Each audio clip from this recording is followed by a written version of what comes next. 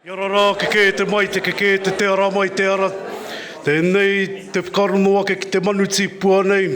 A te tōrea au, te tōrea a tai. Ko whete mai o nuti ko tū ki taha mau i koroko ki taha katau. E tūnūmia e tūrawea. Whakaotunuku, whakahoturani. Ko tōku manawa e tāne, ko tō manawa e tāne. Tēnei ka whakairihia. Whāno, hara mai te toki haumi e. Hui e i tai ki e. Kei nā raurako ā, ko tōma mai nei ki te papatope kura. Tēnei te hauhake i te kaia te rangatira.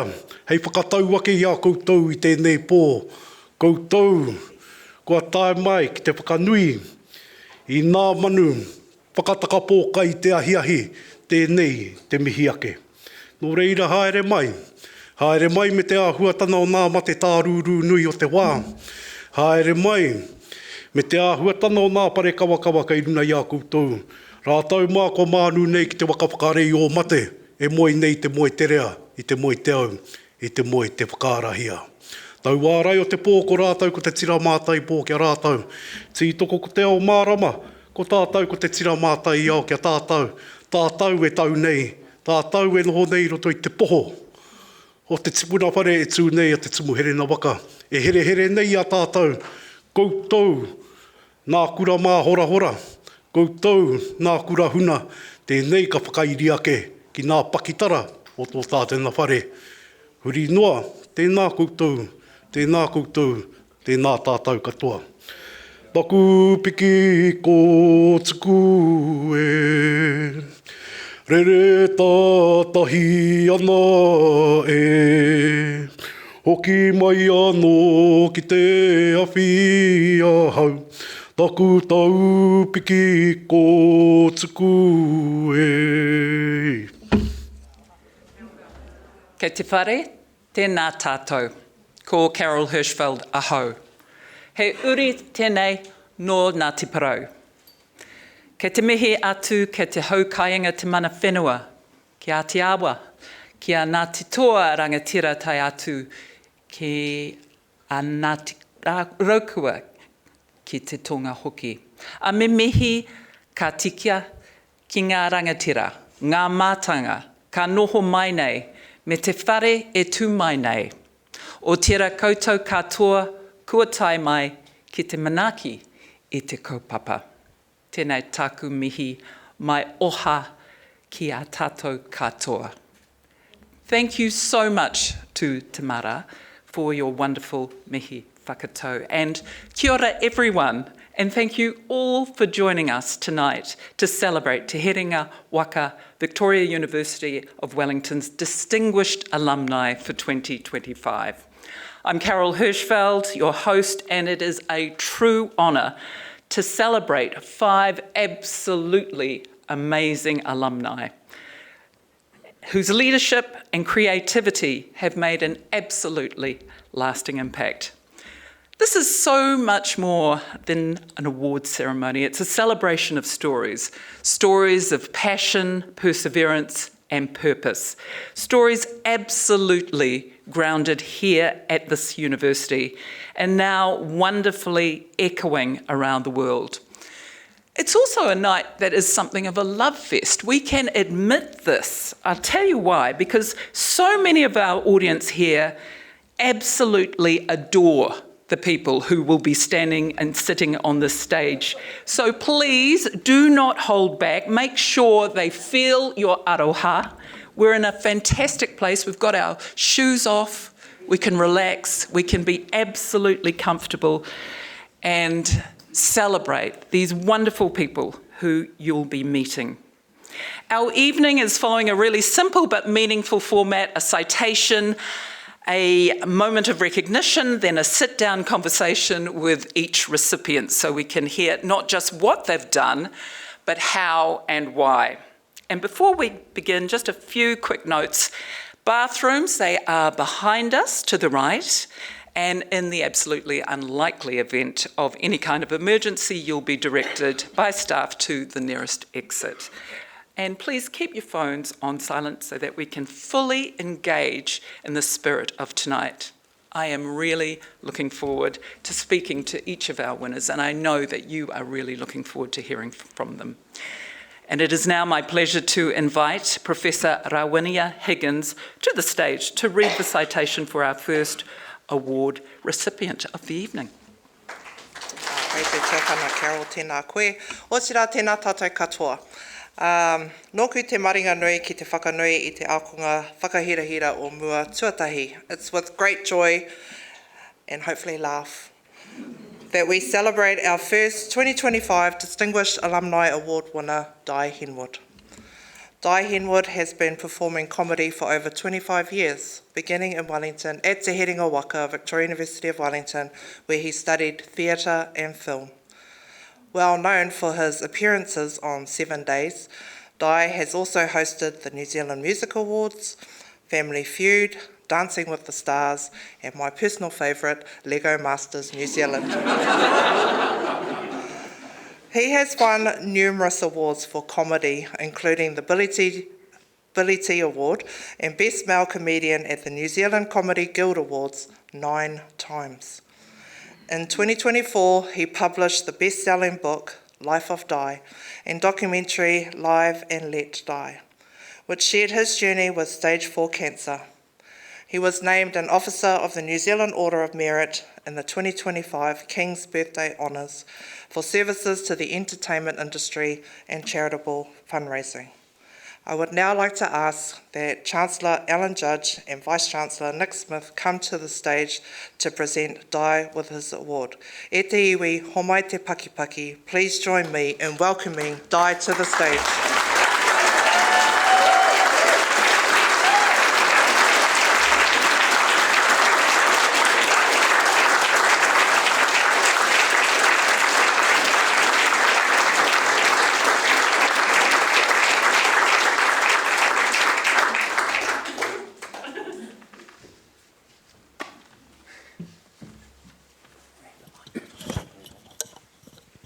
Dai, it is absolutely fantastic to see you. I'm going to start with basically you studying theatre and drama. I've got to say, it feels like it's a very natural fit for you, something like shooting fish in a barrel, given that you were brought up in the company of actors mainly. Can you tell us about your somewhat unconventional upbringing?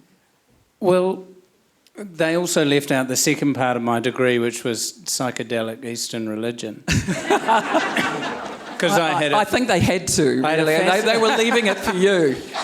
I had a fascination with why shamans would give people psychedelics to control tribes, and anyway, that's a whole nother thing. But no, I was fascinated by theatre and film, and I mean, it was no strange thing that I was brought up in a theatre. My father was Dai Henwood, who was a celebrated actor and Wellingtonian and such an amazing man who we sadly lost. And my mother, Dame Carol Hirschfeld, is here with us. Who's here and right we gave there. your hand a little squeeze. Yes. Absolutely.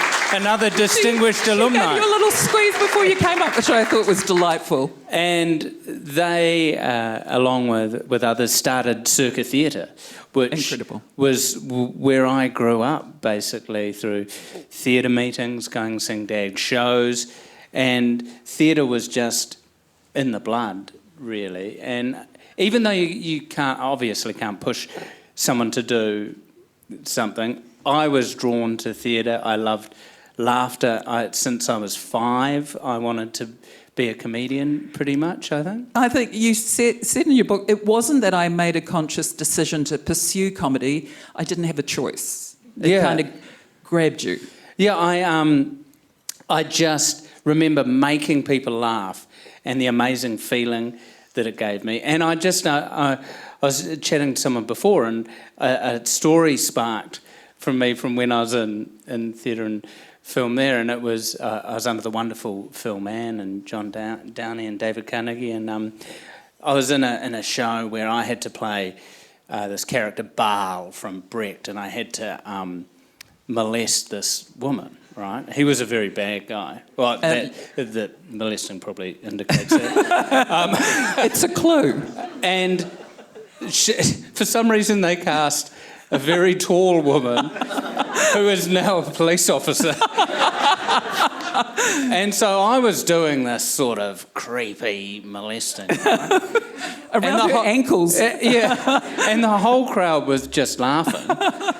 And afterwards, Phil Mann came up to me and went, you know, you're a comedian. Because I wasn't taking the mickey. He identified us just going to be a comedian. And the joy was he let that flourish. And we had university comedy competitions back then, so Victoria travelled up to Auckland and competed against all the other universities. And comedy was electric to me, but a big part of me wondered whether I was doing something that would do good, because I was like, I'm just getting up and making people laugh, right? And is that worthy, you know? Because so many other people are doing these huge things for society. Somebody in your own household, really. I Yes. think, in the shape of your mum. No, I mean, my mum has done so much for youth justice, for the theatre, like for really fighting for underprivileged people and so forth in the justice system. And I was like, well, I'm just getting up telling jokes in a bar. And then I was doing a show, and afterwards this woman came up to me and she said, I just want to say that my husband passed away last week. And when you're on stage, I was honestly laughing. And when you honestly laugh, you forget everything. And then I was like, actually, I'm bringing positive emotions and positive endorphins to people. And I realised how strong the power of comedy was. Changing the world in the very best way. Yeah, and people love to laugh. And laughter is such a beautiful emotion. And whether you're poor, whether you're rich, whether you're in a war-torn situation, there's still laughter, and that is the escape. And you don't need money to laugh. I mean, it was your passion, and you were obviously good at it. But how difficult was it to make it into an actual career? So hard, especially so I started in 1997, and this was in a time when New Zealand had quite a severe cultural cringe about hearing New Zealand voices, whether it be music, art, comedy, theatre. It was a bit like, oh, you know, we're Kiwis, you know. So an Irish comedian would come and people love the Irish guy. So much better. Yeah, the British guy. And I was doing, we were doing shows at the Levin Cosmopolitan Club. We'd do them. It was the high life, wasn't it? Yeah, we were doing them anywhere. And Upper Hutt, sort of, we'd travel around, Te Awamutu, wherever there was a pub, we'd go and do a show. And they would just be, well, you're not Billy T, mate. Because that was the thing. There was Billy T, there was Fred Dagg, there was, there were people who were succeeding, like Mike King, Te Reira, and so forth were doing it. And it was a real fight. So it was like there wasn't money in it. So I don't know why I was doing it. I was working in bars and stuff, and then it got to a tipping point where I put on a show and I won the Billy T Award, and that gave me some money, and I sort of invested that and went, I want to make this a career. And went to Melbourne Festival and Edinburgh Festival. Both were disastrous. Lost a lot of money and a lot of dignity. And because this is at a time where I was living with the Jermaine and Brett from the Flight of the Conchords over in Edinburgh. This was the year they were on the hockey stick to superstardom. They'd just got the BBC radio show. There was the talks again, this TV show. And I was going and performing to 4 people, and they were the hottest ticket out there. And but they were such lovely humans. They were so supportive. So then I came back, and I sort of tweaked everything I was doing about comedy. I was doing characters at the time, and then I went, I'm just going to be me on stage. And I did that, And then I was invited over to the Just for Laughs Festival in Montreal, which is the most prestigious comedy festival because it's an invite-only festival. And like my MC was Joan Rivers, which was just, you know, there were all these Hollywood stars, and it was just blew me away. And then that sort of, then I came back and I started to get some TV opportunities, and I just said yes to things, and dominoes started falling, and I feel very blessed. I mean, I think that being in a situation where you're sharing a house with people who are having an incredible run of success, and then how did you actually manage to find the confidence after losing it as hard as you did when things weren't going so well in Edinburgh? That's the point where I knew that this was my life, because I couldn't not do it. I got back and there was no, I'll do something else. Oh, you know, I'll get another job or I'll study something else. It was, no, I'll book some gigs and get back on stage, because I had such an amazing community and group of friends who have become lifelong friends and they're the biggest support to me. And it was just electric. And when you do what you love and then you start to earn a little bit of money out of it, it was amazing. And then we were just pushing the boundaries with TV. You know, we had a show called Insert Video Here, which was the loosest show on TV. We'd edit it. But cool. And we'd edit it and we'd run it straight into Prez, where they basically put it in and press play. So no one could watch it. So it had to just go straight to air. So we'd run in and go, sorry, we're late. And they'd grab it and chuck it Questions in. afterwards. Then we had Andrew Schusterman, who was out there and going, hey, what happened to the viewing? And we're like, oh, you can turn on the telly, mate. You can watch it there. And we were lucky we were on a side channel, so only people who really wanted to see it saw it. And then that sort of just spiraled. And it was just having fun, making mates, and fun has always been what my life has been about. And I always think that people need to look at things like fun and comedy as positives. You know, if fun is electric, life's what fun is about. Fun is one of the main tenets of your life, but also you're a very spiritual person too, Dai. And I want to go back to what you mentioned. When you were studying here at Vic, you also took a course in comparative religions, and Eastern religion became something that was incredibly important to you. And how there was a point in your life where you could have gone in another direction, because you were involved in comedy, but you were also very attracted to this side of life. Yeah, well, I was lucky enough to travel over to Japan very young and go there a few times, because Dad was touring the Phantom of the Opera around Japan. And we go over there, and one of the actors, Helen Mulder, she was Buddhist.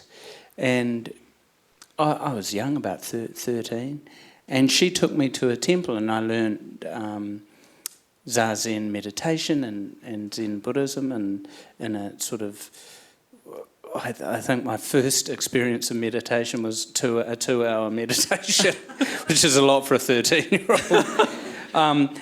But I became fascinated with it, and Japan just spiritually stuck to me, and I sort of really got intrigued with mainly why people believe, and why every culture has a belief system that has a similar basis.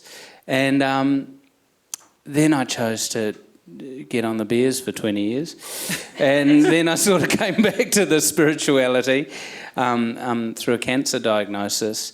And it was that irony of how everything sort of happens for a perfect reason. I had this basis in meditation and spirituality, and that has now brought me peace and the ability to deal with what a lot of people would find an dealable situation.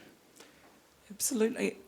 Another great characteristic that you have learned over the years, it seems to me, though, is the ability to reframe life in a very specific way. And this came as a result of, I think it was Michelle Court gave you some advice. Oh, yes, the wonderful Michelle Court. It was, as I used to throw up before every comedy gig. I mean, for the first... was there just a little clue that maybe it wasn't a life for you? Just, vomiting every time you went on stage? I just had, if I'm not nervous, I'm not doing it right, These people are paid money to see me. I've got to be nervous. I've got to be on my toes. Then Michelle Court, who's still a great friend, said, look, nerves and excitement are the same emotion. You've just got to flip it in your head and think, oh no, I'm excited, I'm not nervous.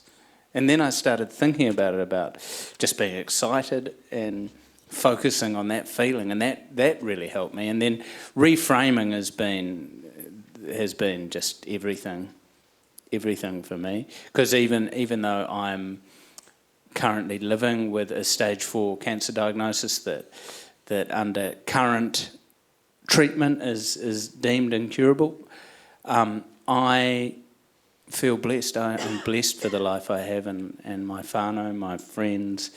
I could not have a better situation to support me through this. And I have a mantra that is, optimism won't cure me, but pessimism will kill me.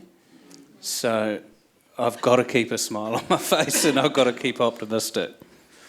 I want to fangirl you hard about your book, The Life of Dai. It is an incredible book, and it's not. It's very much about your life becoming a comedian and then having the diagnosis of cancer. But it's tender, it's funny, but it's really informative as well. My favourite chapter, I think, is when you went public with your diagnosis. Tell us a little bit about that. Was huge because I got diagnosed in 2020 at the beginning of COVID, when COVID was, no one knew what was going on. We're just isolating at home. I went to you go to the supermarket and I'm in West Auckland. There was a guy in a wetsuit with a snorkel. No one. I don't think you have to be in the medical field to realise a snorkel. With strange times, for sure.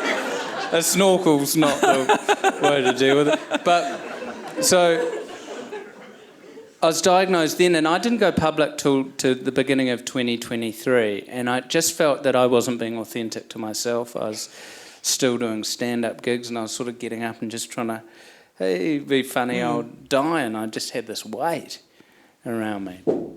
And so I chose to go public. A good friend of mine, Jackie Brown, we did an interview, and it sort of was an hour interview where I explained everything, and just the outpouring of love I got from around Aotearoa was amazing, and it fully blew me away, because I'd spent so many years performing in every little nook and cranny of this beautiful country, and hearing people from everywhere. Some people didn't get the end of it though, because I was at the cafe the next day. And this guy came up and went, I saw that interview, it was amazing. I'm very sorry to hear about your AIDS. And I'm like, well, how close... Thanks for the sentiment, but how closely did you watch that? And I was public, and then with that outpouring, and then I actually went, hold on, I'm a comedian, I'm articulate, I sort of have a spiritual bent. I can help people now, I can do something worthy. And I'm in contact with so many people who have cancer, who email me, who send me messages, and I've made amazing friends. I've sort of helped people with a little toolbox I have, because like I did chemo last week, I'll be doing it again next week, and little toolboxes to get through it, because that's my thing. I'm living with cancer. That's the thing, you're still living. So it was being able to help people and meet people and actually find out in a time where we are so politically diverse and the internet feels so angry and that, actually see the outpouring of love was amazing. And it made me realise how beautiful human beings actually are. And I still travel around doing gigs in rural New Zealand, and whether people are right wing or left wing, when you get them in the room for a laugh and you actually look people in the eyes and chat to them, humans love each other. So I just think that hopefully one day we all start chucking love at a problem rather than hate, and we might get somewhere. I loved in the book when you talked about travelling through the country and meeting one or two loose units. Yep. Loose units in the wild, you call them. Yeah. Because they seemed quite drawn to you too. But tell me, why do you feel okay and comfortable with people that many of us would feel maybe threatened by? Well, I've always been approachable, and I'm not massive in stature, which I think sort of helps. It's a hindrance because the guy in Blenheim tried to wear me like a hat repetitively, which is very frustrating. I'm also, I enjoy loose units because my job's telling stories, and I get to meet crazy people, and crazy people like to sort of unload all their stuff on me, and it's great because humans are, like I was saying, I actually believe humans are awesome underneath it all. So I love chatting to people and just hearing their crazy little stories, and New Zealand's so good for that, especially after comedy gigs. I think one of the things too that I was struck in the book was how you have for so long been doing a job which, again, many of us would find just too brutally difficult to stand up in front of people and expose yourself in the way that you do, your soul, who you are, authentically. How do you keep the boundaries so that you are whole? What is weird is I'm quite a private person as well. At home I'm a very quiet person. I'm quite a quiet person. But when I'm on stage I'm very gregarious, and I have my moments of being very gregarious. For me, it's stillness is how I keep myself whole. I spend a lot of time just being very still and quiet and sitting with my thoughts, which I think more humanity needs to do more of. We're all a bit distracted. If you actually sit and think sort of what are your core values and things like that, actually think who you are as a human, it's really beneficial, and I do that a lot. And that's what sort of centres me and keeps me calm. Because you used to be a rusher, you said. Yes, I was a chronic rusher. My dad was a rusher. He'd rush around. Yeah. He'd need 3 things from the dairy, so he'd go there 3 times. A bit like that. So I would rush around and I'd get quite tense, and then I just realised I need to be still, I need to be quiet, and things just happen. And they just happen, and trying to sort of get my head around the idea that things happen and they're not good or bad, they just happen.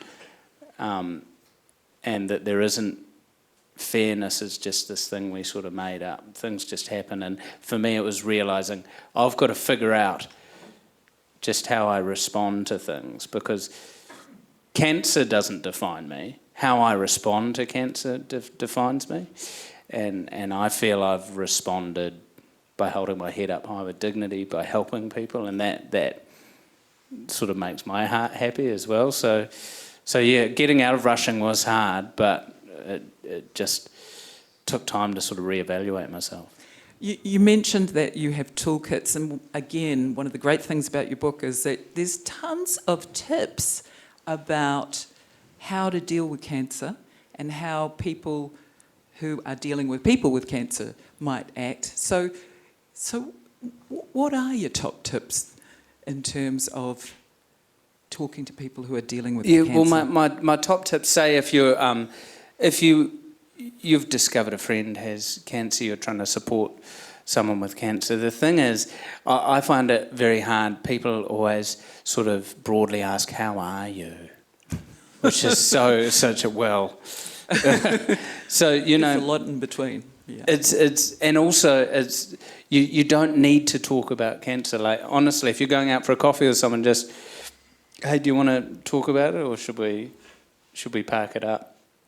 And a very human response is, if someone says something, you want to tell your story. You know, like, "Oh, I went to see Coldplay. Oh, I met that guy Chris Martin at the airport." And they tell their story. And with cancer, people so often go, "Hey, my auntie had bowel cancer." But the thing is, those stories very rarely end well. So it's quite depressing.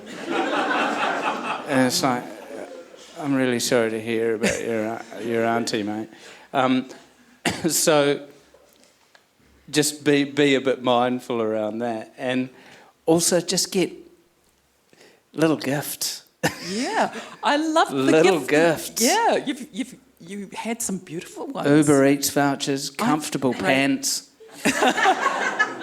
Everyone needs more comfortable pants in their life. Something for the bath. Yeah, something for the bath. Good things for your skin. Yeah, moisturisers, good things for your skin. Little pamper people.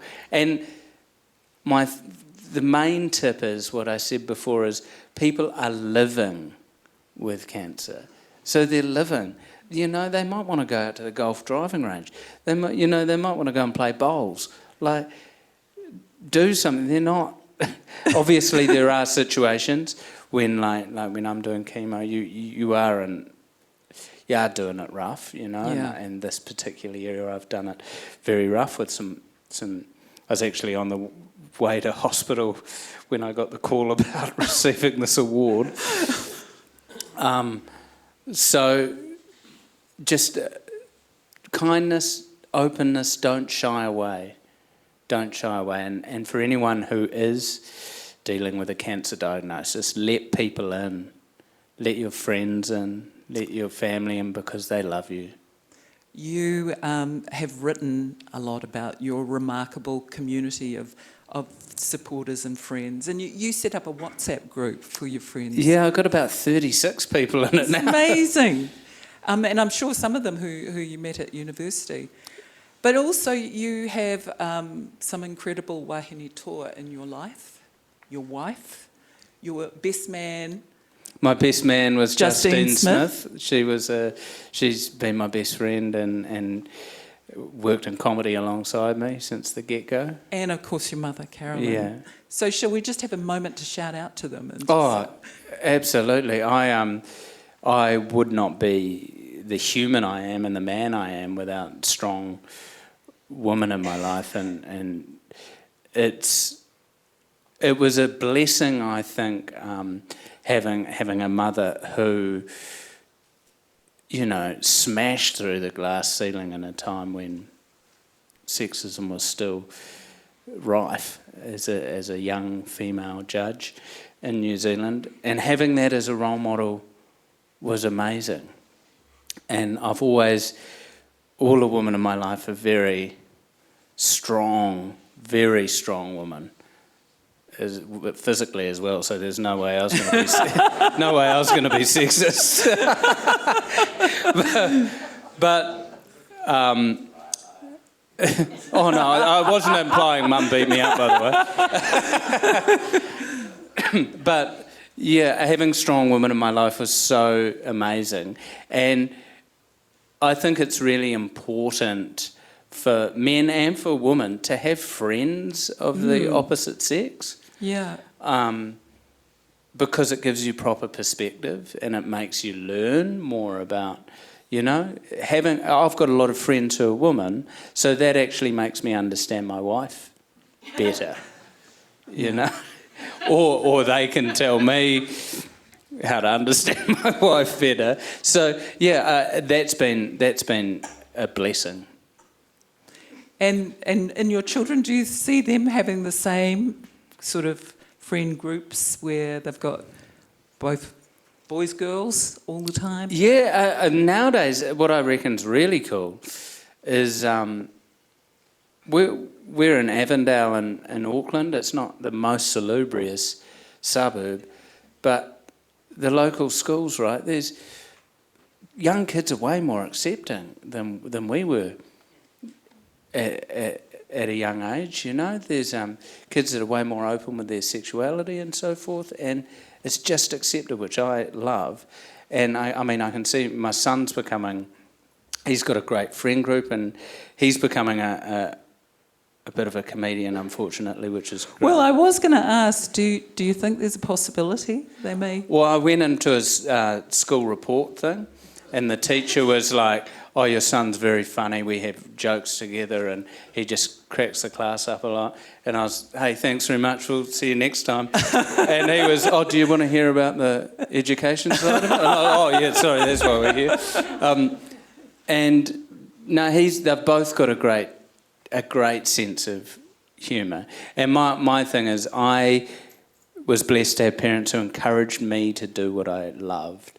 So I want to encourage my kids to just do what they love doing, no matter what it is. But as long as my children are happy, I don't care if their job is looking at trees in a beautiful park. If they have honest peace and happiness in their life, and all they want to do is look at a tree, then that's cool, because they're happy. And I think not enough people actually focus, because everyone looks at, I read an amazing thing on all the palliative nurses, and they all have the same thing when people pass away. It's spent too much time doing a job I didn't want to do, spent too much time not with my family, spent too much time trying to impress people I don't know why I was trying to impress. So whatever truly makes my kids' hearts sing, I'll encourage that 100%. And do you feel that you have the peace to feel happy most of the time? Yes, I am a happy person. That's beautiful. And even like last week I had a chemo round, and it was a tolerable chemo round, and I actually had lots of happy moments during it. And I'm sort of chipper this week because I received this, and I had sort of positive scan results that my treatment was going the way it should be going. So I am happy, and my baseline is happiness. And it was very important to me when I found out what true happiness was, that happiness is more like contentment. I confused happiness with excitement in my younger years. As, you know, as we have do. a couple of beers, I'm with my mate. So I thought that was happiness, but that's excitement. And then I realised happiness is actually quite a calm emotion. Happiness is quite a calm inner peace. And once I discovered that, I realised that for me, nature makes me really happy, and cancer crystallises time. All I have is 24 hours, so every morning I wake up and I think, hey, we've got today, so let's enjoy it. Well, Dai Henwood, we have absolutely enjoyed your company tonight. Oh, Thank thanks, you Carol. so much, and congratulations for being a distinguished alumni. Thanks to everyone at Victoria University. It's been a huge part of my Thank life. you. And Can we show thank you. our love?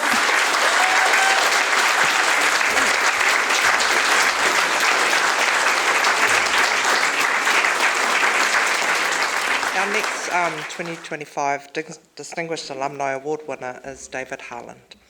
Dr. David Harland is a diplomat and the Executive Director of the Centre for Humanitarian Dialogue, a Geneva-based foundation that specialises in the mediation of armed conflict. There's a couple of guns over here. We might need you later.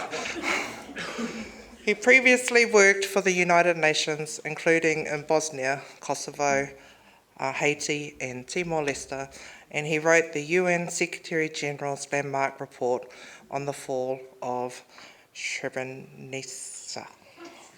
That's Te Wiki o Te Reo Māori. You have to excuse me. That's how the Māori way of saying that word. David serves on the UN Secretary-General's High-Level Advisory Board on Mediation. He has degrees from Harvard University, Tufts University, Beijing University, and a bachelor's degree from Te Herenga Waka, Victoria University of Wellington. I now would like to re-invite the Chancellor and Vice-Chancellor to come to the stage to present David with his award. Thank you.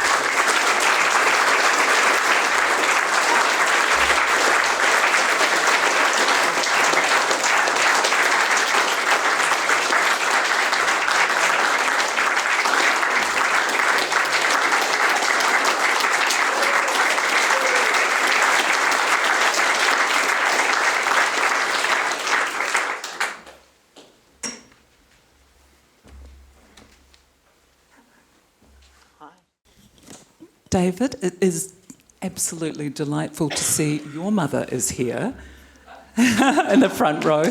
Can we have a round of applause for David's mum?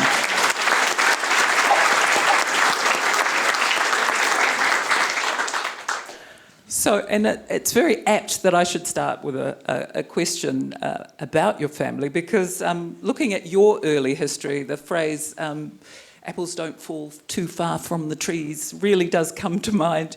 Your father, Bryce, of course, was New Zealand's first ambassador to Beijing. And as a child, you were thrust into China's Cultural Revolution, that time, that period. How old were you? And what do you remember? Well, first of all, let me say it's very hard to follow Dai.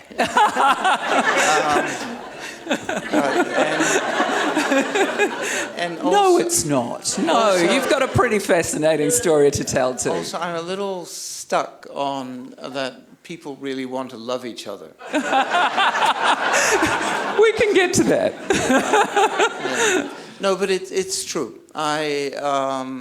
It was a big deal for me. And so I think I had a relatively normal Wellington childhood until the age of 11, 12, and then was taken to China in the Cultural Revolution, the last phase of the Cultural Revolution, the Gang of Four period, and put into a Chinese school.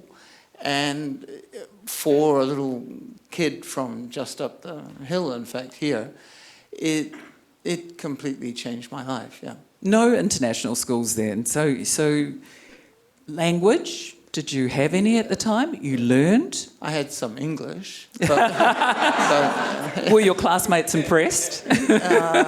No. And so I learned Chinese the hard way, well, actually probably the easy way, which is it's very, very disorienting for 2 or 3 months. And then you're quite good at it. And in fact, because I've spent a whole life traveling, I have learned and forgotten a lot of languages. But actually the bones of Chinese sticks with me, 40, 50 years later. It stuck quite hard, obviously, because by the time you came to Victoria, you studied a BA, but you also did languages, and Chinese was one of them. And I was really struck by this. I learned Bahasa Indonesia at Auckland University in the 80s. And so you were with the Asian languages here. Who was learning Asian languages at that time? Yeah, that's a good question. It was a funny mix, actually. There were, I think, a lot of New Zealand Chinese, actually almost all of whom by family would have spoken Cantonese that was not taught at Vic. But I had several in my class who were New Zealand Chinese who didn't speak Mandarin and were keen to sort of reclaim that.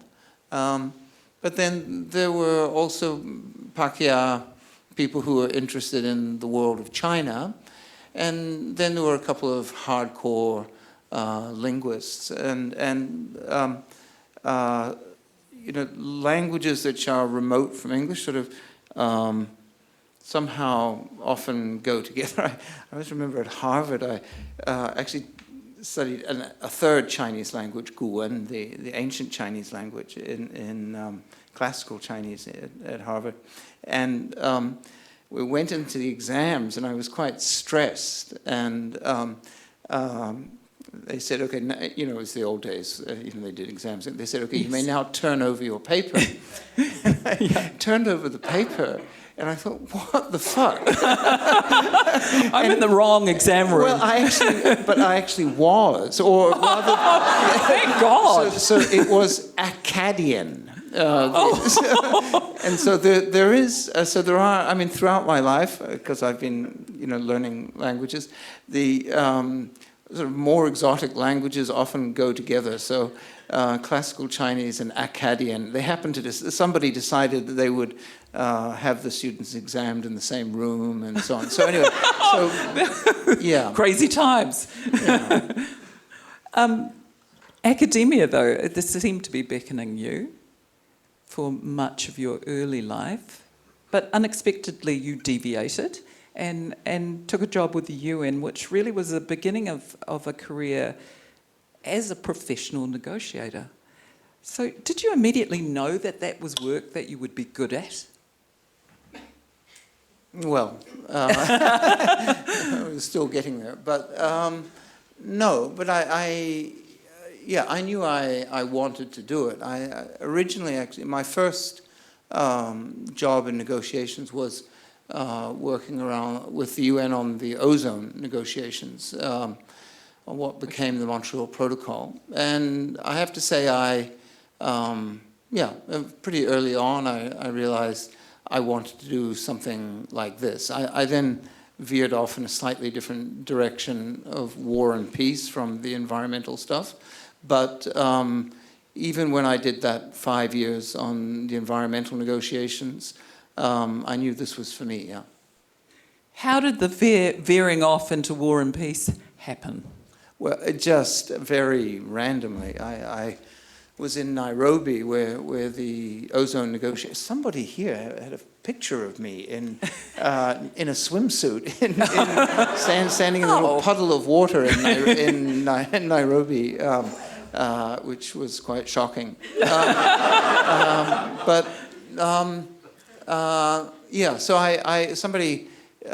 We were in those negotiations, and there was a lunchtime talk, and somebody had just come back from Sarajevo, where the war had just begun, and the UN was trying to set up a humanitarian airlift because the Serbs were besieging the city completely, and they couldn't get any aid in. And I'm not sure exactly why, but I had this feeling I just have to be there. So I went home, I sold my horse, I gave my riding crop to my next door neighbor who was getting married. And you literally did sell your horse. Yeah, I sold my horse, gave away my riding crop, and swapped my sort of black riding hard hat for a blue helmet at Zagreb airport, and they put me on a UN C-130 flight into Sarajevo under siege. So, you fly over and then they circle around dropping chaff against anti-aircraft weapons, and then you plunge down, and then they open the back door of the plane and there's an APC waiting, and I realized my life had changed forever. Wow.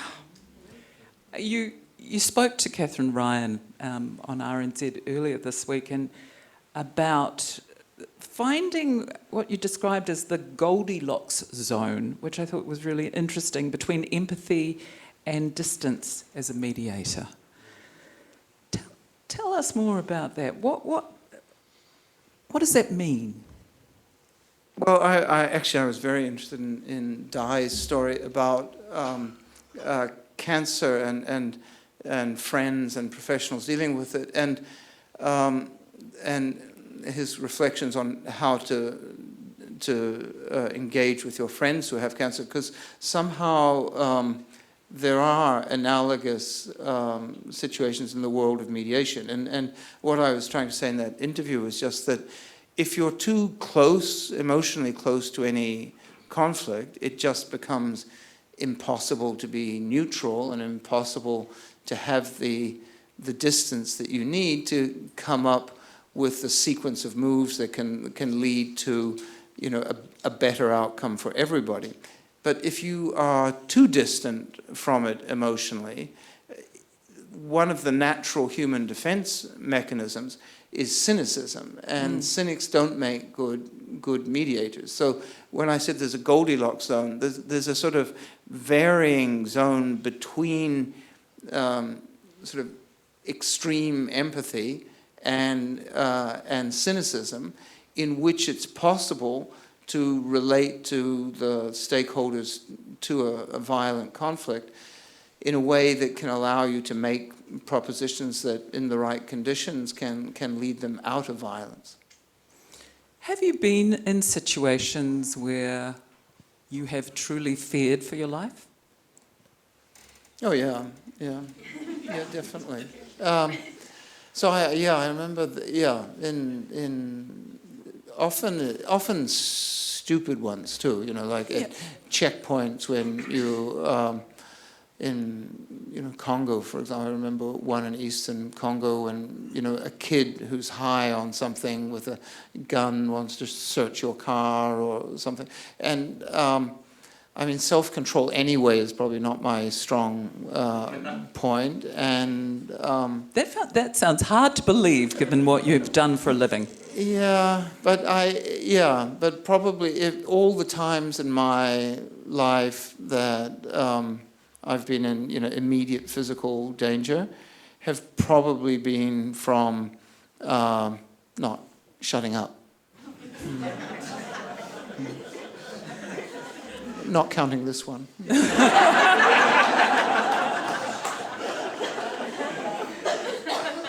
Being a New Zealander in your field, is it when you look back at the beginning of your academic life here, what did you draw from it when you got on the world stage, I suppose? I'm not sure. I'm not even sure I'm a Vic alumnus, by the way. I have to say. Apparently you are, and you've got the award now. You know, I left before I finished because I got the scholarship to go to China. And I said I was going to finish my exams in China, and I made some arrangement with the professors and the library and so on. And I got a transcript with the grades and everything, but then I never got a degree. And they said, and when I started sending them letters from China and then Thailand and then Kenya, they claimed I hadn't sent them back a copy of Beowulf. So anyway, can I just, David? Have you not got the? So I have on my wall at home degrees from 3 universities, but not one of them is Vic. Well, that's quite the revelation, but. But they didn't. But we have the right people in the room tonight to correct this. They can't take it back. Take that away. Though I have to say, I didn't take Bail, but I did take some of my undergrad books with me when I went to China and then to Thailand, then to Africa, and then finally to Sarajevo, which was a big thing. I actually remember staying up at night reading by candlelight T.S. Eliot, which is it's my mum Roseanne, who's there. It was her copy of T.S. Eliot from when she was an undergrad that I took as an undergrad, and then eventually I read it by candlelight in Sarajevo. It's a very beautiful image. You have now been Executive Director of the Centre for Humanitarian Dialogue for more than 20 years, and obviously the world has changed hugely in that time. And when you look back at you began really with the UN down this path, does the UN actually have any kind of effectiveness, do you think, these days? Not much. I think the UN is the expression of the will of the victors of World War II to order the international system. And those countries chose to order it in a certain way with a Security Council, which, you know, Peter Fraser of New Zealand objected to, the veto of the permanent members. And it was ordered the way every crisis is resolved ultimately by the order established by the victorious powers. And they set up a set of rules, and, you know, some of the rules, I mean, the UN is somewhat maligned these days, but basically two incredibly important rules came out of the San Francisco Charter. I mean, one is the prohibition on invading foreign countries, Article 2.4 of the Charter. Countries shall refrain from the use of force in international relations. And so the age of invasions and conquest was over, and it would be enforced by the victorious powers of the world, and it was incredibly important. And then for me, the other important one was that 2/3 of the world, which were then what they called non-self-governing territories, which is, you know, a euphemism for colonies, would become independent. And in the framework of that structure of the victorious powers of World War II, international warfare almost disappeared for the first time in human history. I mean, obviously we were aware of the Korean War, of Vietnam, but actually, as, you know, scholars such as Steven Pinker have documented very well, war has never been at such low levels. And the UN as an institution was a part of the mechanism of ensuring that all that worked. And then about a decade ago, it all began to fall apart. And so the level of war is rising and rising. And so when Dai was talking about how much people love each other, you know, there are now several 100,000 people who are killed in warfare every year. And it is growing and growing, and the number of wars is growing, and the length of those wars is growing. So actually, I think at some very profound level, Dai is right, that even in these wars, horrific ones, that there is a well of love and joy that is there somewhere. But we have become the masters of screwing it up, and the collapse of this post-World War II order, including the UN, is unleashing something somewhat in slow motion, but war is back and it's getting worse. So what forms of diplomacy do you believe can work now? I mean, I here very much don't want to give an advertisement for the little organization I run, but what I would go for it. No, it's a very no, because actually approving crowd is that there isn't really a full substitute for the mechanisms put in place at the end of World War II. I think had those. Which never functioned fully, by the way, due to the fact that the Soviet Union and the Western countries split very early on after World War II. But the fact that they've disappeared almost entirely now means that there is more space for the private diplomacy actors like HD, and we have been able to do, I think, some really interesting and important things. It's also opened space for other actors. Some of the small countries, normally peace agreements and international orders are enforced by big countries, but now the Switzerlands and Norways and Qatars are doing a lot of that, and a lot of, you know, strangely, a lot of private sector actors. Elon Musk has a Ukraine peace plan, and so, yeah, no, it's not a very good peace plan, but he controls Starlink, which determines who can fight where. So he's a major player. So the decline of the post-World War II order with the UN at its center is being replaced by actors, including HD, which I work for, but they're only very imperfectly making up for it. And I think the general slide to greater and greater levels of violence in the world is actually likely to continue. You talk about smaller countries, so what about our country? What is the most effective contribution New Zealand can make to international peace efforts today? I mean, I get asked that question a lot, and I have to say, everybody always nods, but nobody ever pursues it. But my feeling is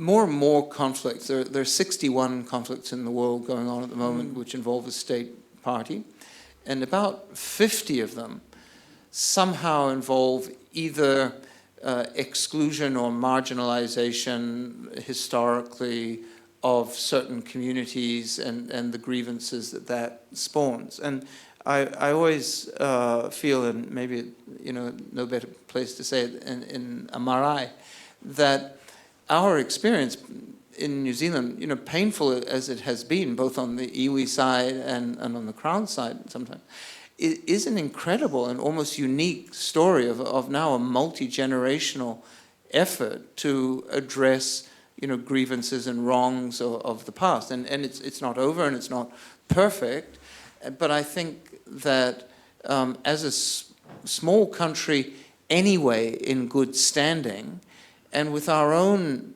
efforts, however imperfect, to have wrestled with how is a country going to come to terms with its past and its identity and the issues of indigeneity that are so on. I think we could offer a lot. I think, for example, I've recently been in Myanmar and Burma, and obviously it's a very different country in every way, but who has a right to be here? I mean, is the fact that we came later, does it make us less Burmese? I mean, we in New Zealand wrestle with those issues too, and I think we have sort of more or less found a path through. And many of the countries where those conflicts are at their most savage, like I would say Myanmar and Congo are classic examples, at the core of it is one large part of the community feeling that other large parts of the community don't belong here. After years of mediating wars, David, has your capacity for hope diminished? Yes. Okay.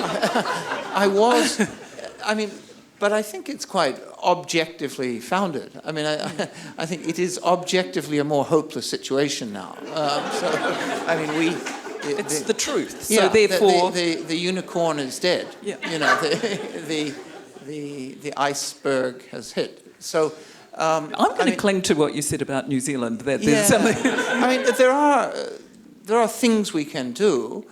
Also, every slide into disorder of an international system, and the world has produced lots of international systems. Ancient Greek city-states, and India, and prior to the Golden Age, or the warring states of China, and let alone the global systems that have emerged. All of them follow a certain pattern where the victors that emerge from one crisis establish a set of rules, and then those rules at some point break down, and you enter a new crisis, and a new set of rules is established. And I would say what is most remarkable about the period we are in is how perfectly we are following that slightly depressing pattern. So there is every reason to believe that the bad news will gather until there is a major crisis in the international system. I mean, what's different about the current gathering crisis is that it's not just war, and they are truly existential. That is, it's not clear that humanity will survive it. But if we do, I mean, I'm almost certain a crisis is coming, a larger crisis, but almost certainly if we survive that crisis, there will be the victors of it will establish a new set of principles and a new set of institutions. And one thing I think you can say over the last several centuries is that those rules and principles and institutions do get better every time. So if we get through the next crisis, there is room to hope. I love it, and I'm hoping that the new rules-based society we live in is run by Dai Henwood, and we will be loving each other. David Harland, thank you so much.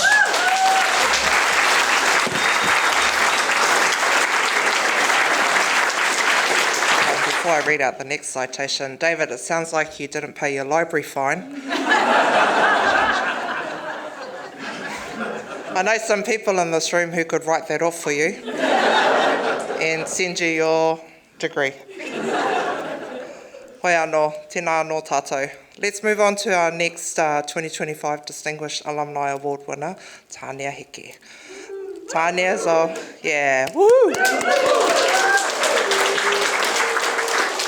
Tanea's of Ngāti Rangi, Ngāti Herenga, Te Uri Taniwha and Ngāpuhi descent, and has a Bachelor of Arts in Māori and Theatre Studies from Te Herenga Waka. She is an actor, director, theatre producer and arts manager, and has been tumuaki of Toi Whakaari, New Zealand's drama school since 2019. Tanea has starred in many theatre, film and television productions over the years, including the films Cousins, Number 2 and Waru. She co-founded Hapai Productions, a manawahine kaupapa Māori company in 2013. She is an artist trustee on the Arts Foundation, Te Tumu Toi, and was the 2020 recipient of the Creative New Zealand Ngā Tohu Hautūtanga Auaha Toi Making a Difference Award. She was named a member of the New Zealand Order of Merit in 2022. Can I please invite the Chancellor and the Vice-Chancellor to return to the stage to present Tanea with her award. Homai te pakipaki.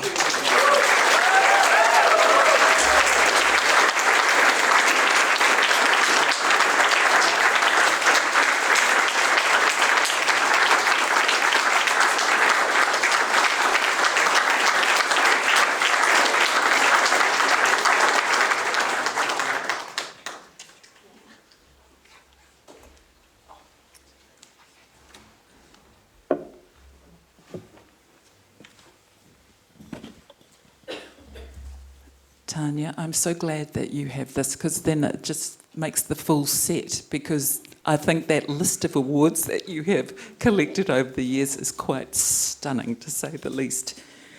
I'm going to start with whakapapa, Tanea. On giants' shoulders we stand. And in your corner, you had your awesome matua whangai, Ray and Norm Leach. Tell us about them. That's right. I was born in 1962, and Me too. Yeah, it's a very good year. I think there might be another. That's right. Very good. Another good Very looking one in the good. front row. Yeah. And at that time, I was adopted by a Pākehā family here in Wellington. My mother, Bella, had come down from Ngāpuhi and had me, and my parents adopted me, and I was brought up in that family. So I was very, very lucky, beautiful whānau, looked after me extremely well. But I've also, since then, have found, because it was a tricky time in the 60s, really, for a Māori baby and a Pākehā whānau, I have to say. And I'll just briefly go over that. My mother is a very sensitive woman, and I was the complete opposite of that. In fact, literally in my family, I was the black sheep. I literally was the black sheep. They were all very good, and I was always quite the naughty one.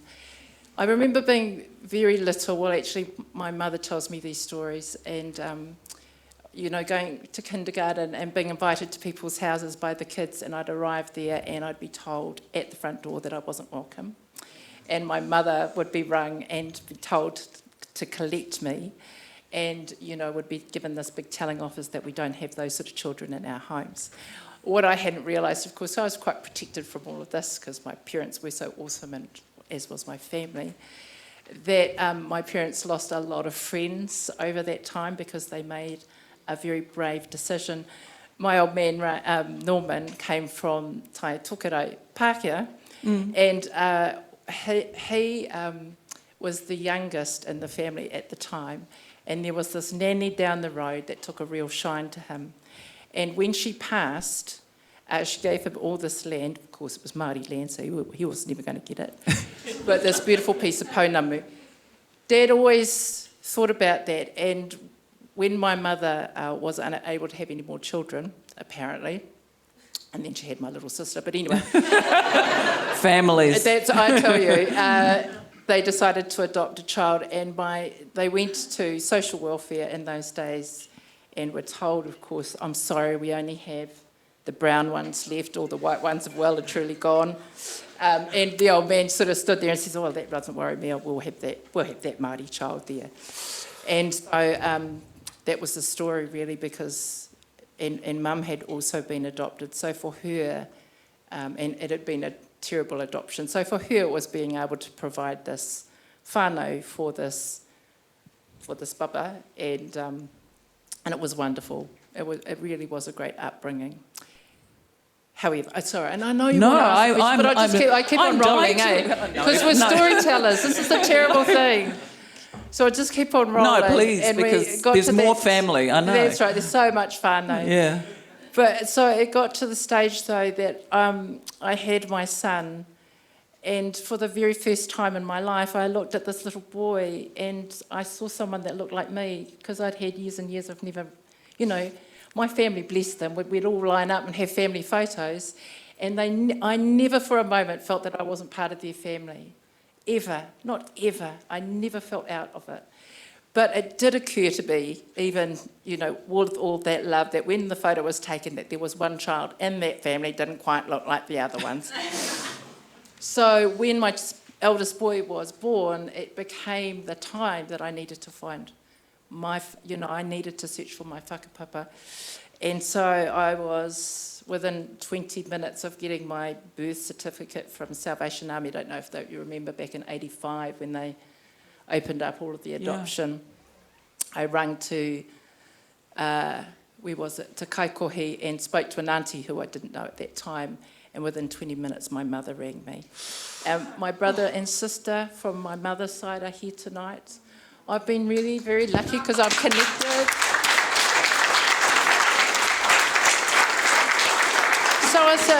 So the thing for me, and I suspect that it's the running thing for me, was I was always in search. Because as wonderful as the Leach family were, and I have said it before, they could never give me my culture. They could never give me my language. They couldn't give me that whakapapa, that as wonderful as it was. And so the search was real for me to be able to find my whānau. So I found my mum and dad, and I found all my brothers and sisters. And it is... what was that like? It was just so wonderful when I met my mum. I was a bit young and a bit stupid, and I came rushing back down to Wellington after having this weekend of meeting all my brothers and sisters. And instead of being really respectful of the parents that brought me up, I got terribly excited and just said how wonderful everybody was. And then I clocked my mother, who had spent actually ages making a photo album to take up to my mum so that she would never miss out on all the years. And I never clocked, of course, that poor mum was feeling quite whakama, or, was quite pouty, because she thought that she might lose me. But she could never lose me. That would never be it, because I was always hers. But I was lucky that I just didn't hear it, that I had my family with me. So that whānau has always been such a huge thing for me, and the searching part has always been a big part of who I am. And, so anyway, we got through all of that. Yeah, I think I only just got through without crying there, but... You didn't have to cry. It's this what this one said too. It's all about, at the end of the day, it's all about love. You can only focus on the good stuff. When I was a bit younger and in my teenage years, I used to get quite resentful, but now it's only ever about the love. Very lucky. Coming to university was something of a fulfilment of a promise to your mum, wasn't it? Yeah, I see, because I was a high tutu when I was younger. I managed to scrape through school, but only just. And so I also knew that there was no point coming up the hill here for ages, because I just wouldn't have the discipline. So I'd had, I think, 2 children by the time I got here. I was 27 when I arrived.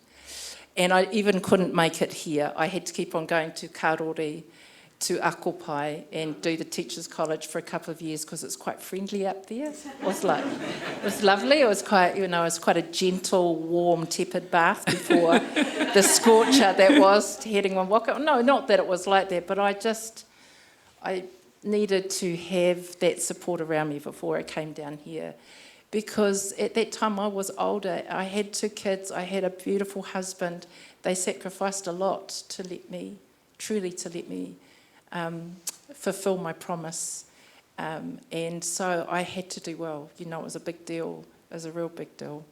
If I'd come when I was younger, it wouldn't have meant anything. It meant a great deal, not just to me, but to my whānau when I came. Did you find your people when you came here? Yeah, I did. Yeah? I did.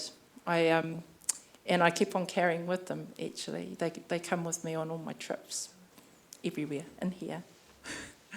I love the story that, because you came, you enrolled in doing Māori studies, and then, and you were looking to become a teacher, which... That's right, I did qualify as a teacher.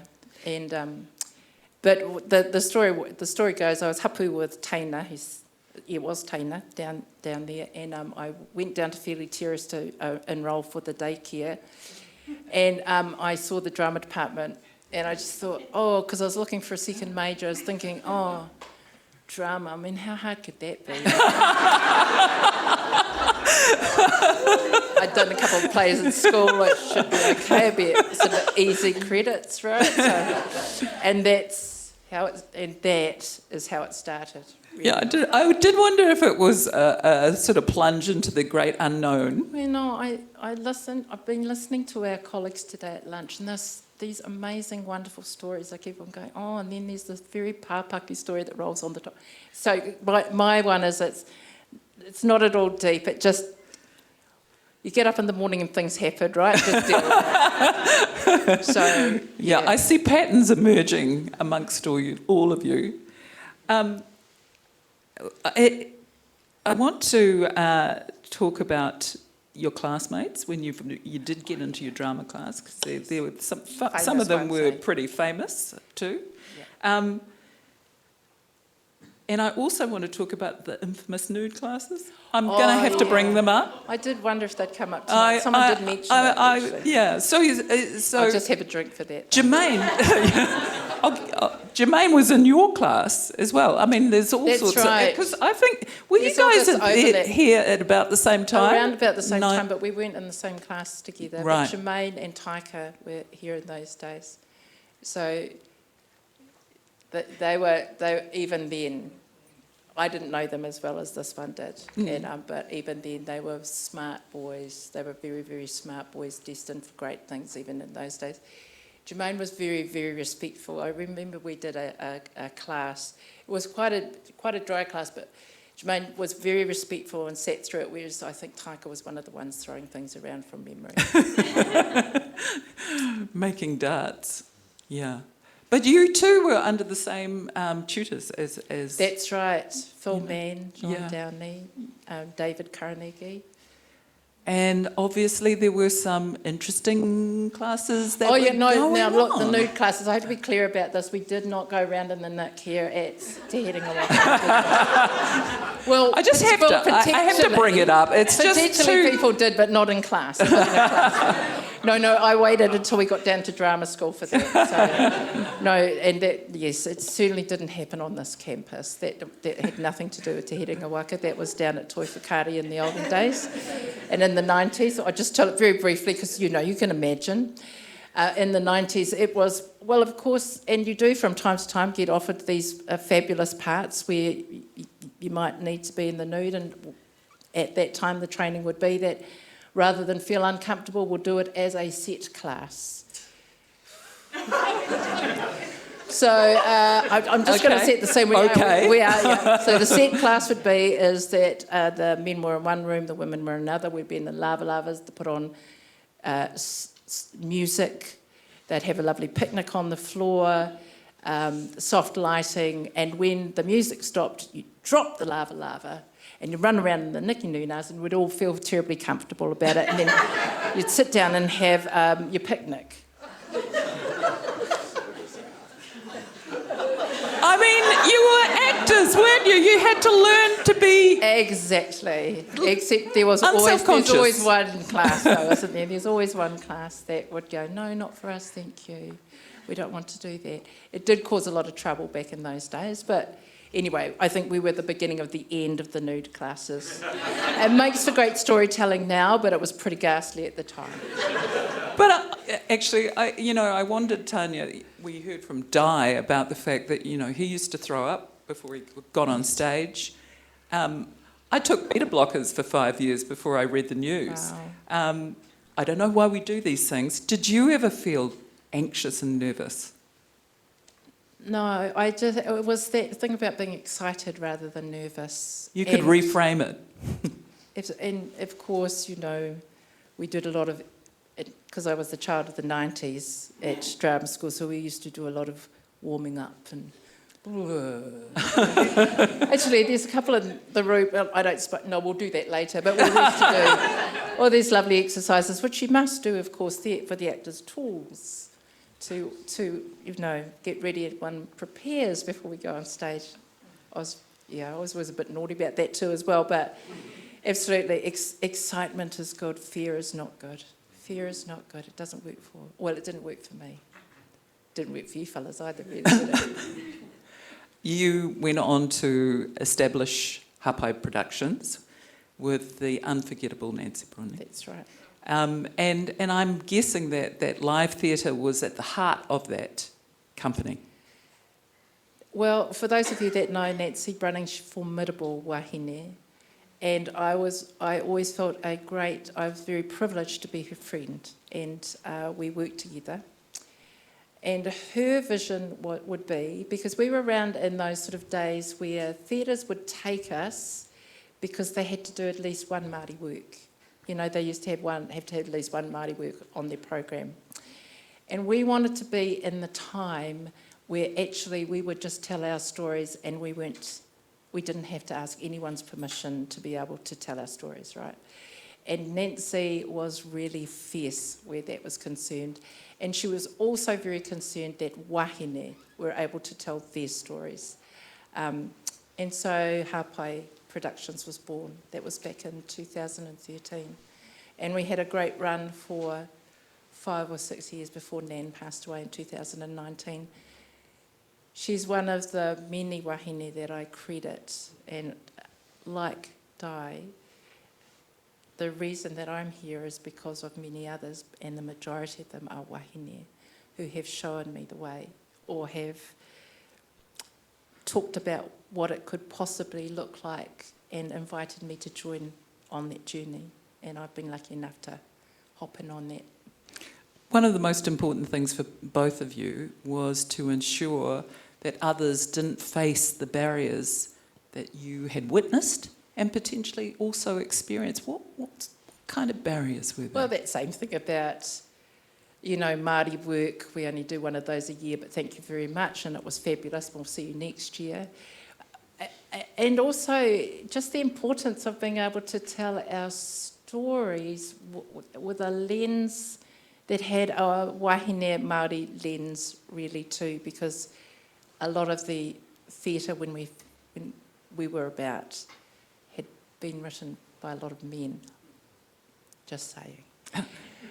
So it's a thing. So things I have to say have changed considerably since then. So it just shows you what happens in 10, 20 years. When did you think it really started to change, and how? It's amazing, isn't it? Because it changes so gradual sometimes that you don't even feel it or see it or taste it.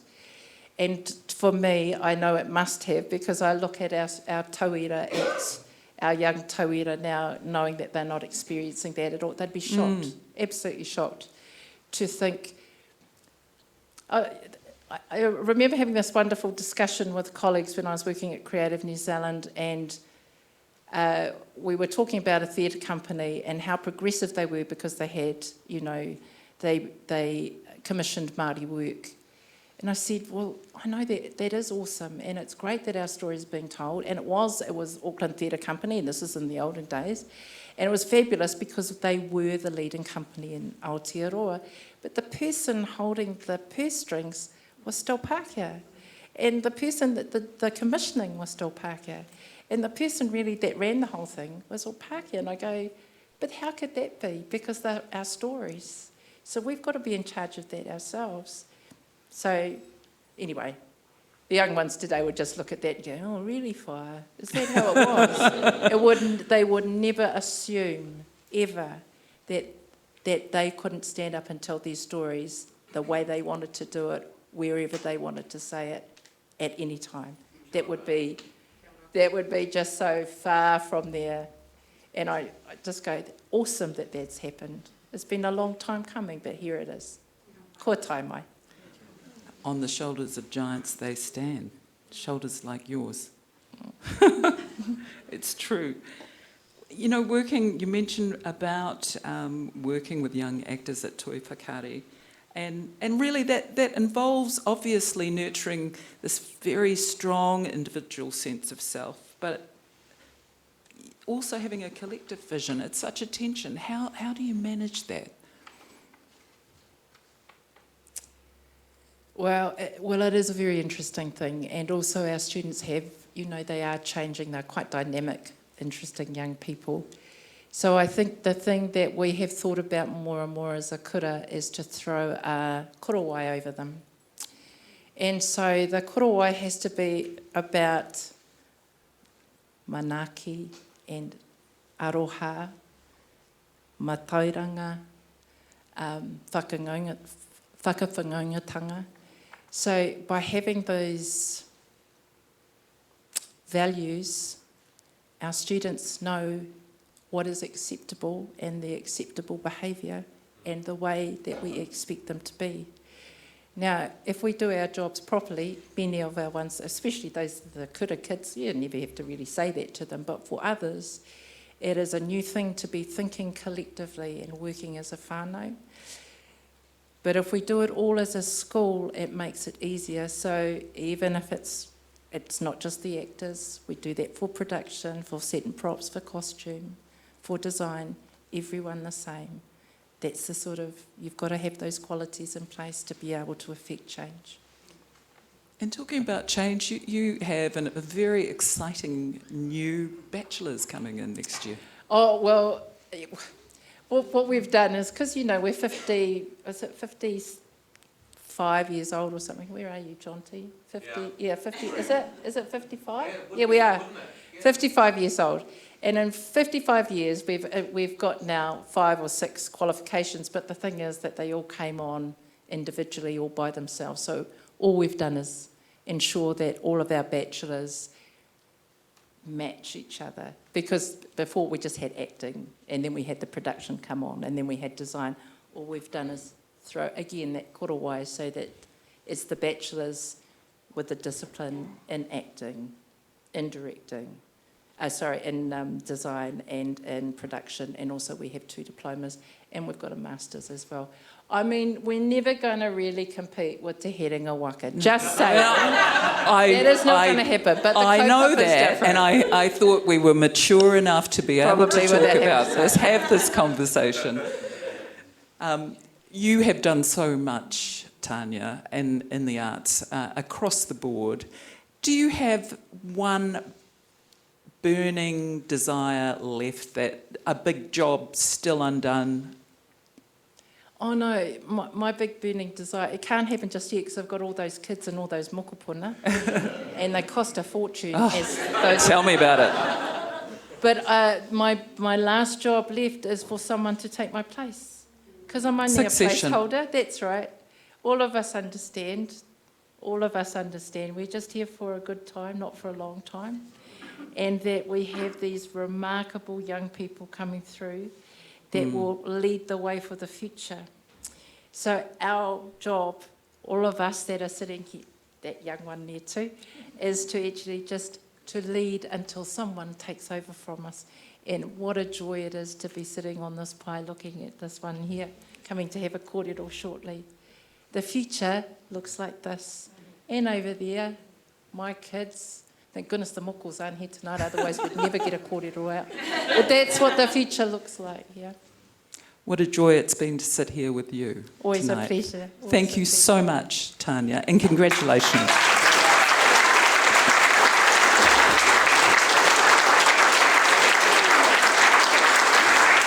Our next Distinguished Alumni Award recipient is Vincent O'Malley. Dr. Vincent O'Malley is an award-winning Wellington writer and historian who has authored many best-selling and acclaimed works on Aotearoa New Zealand history, including the Great War for New Zealand, Waikato 1800 to 2000 in 2016, and the New Zealand Wars, Ngā Pakanga o Aotearoa 2019. His book, Voices from the New Zealand Wars, He Reo no Ngā Pakanga o Aotearoa, won the General Non-Fiction Prize at the 2022 Ockham New Zealand Book Awards. In the same year, he received the Prime Minister's Award for Literary Achievement in Non-Fiction. Vincent completed his PhD at the Stout Research Centre and in 2014 was awarded the prestigious J.D. Stout Fellowship.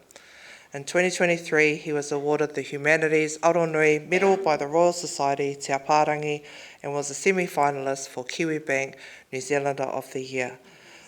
Would the Chancellor and the Vice-Chancellor please come up to present Vincent with his award. Homai te pakipaki e te whānau.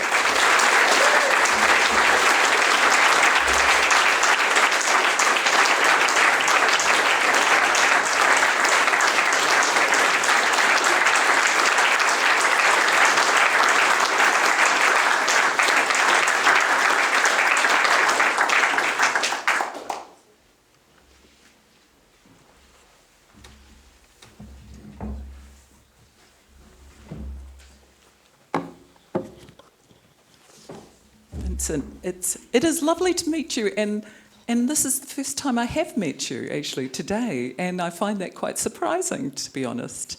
I think we know an awful lot of people in common. History was your great love right from the get-go, wasn't it? And I'm curious, what lit the fire? I'm not sure. I think there are aspects of history that I find really appealing. One, I mean, the research side of things is a bit like detective work. Yeah. And you go to the archives and you're never quite sure what you might find. And sometimes you might spend a week in archives and literally find nothing. That can be pretty frustrating. Other days you find incredible things. Years ago, I found a document down at archives in Thorndon that was the original draft of the ultimatum to the Tainui tribes in 1863, prior to the invasion. And this was supposed to give the iwi an opportunity to lay down their arms and spare their lives and their lands. And I found that it was written one day after the invasion began. In other words, it was a fabrication. Yeah. It was window dressing to make it appear that they had a choice. They had no real choice at all. So it's not every day you find things like that, but when you do, that's quite exhilarating because that changes our understanding of that history.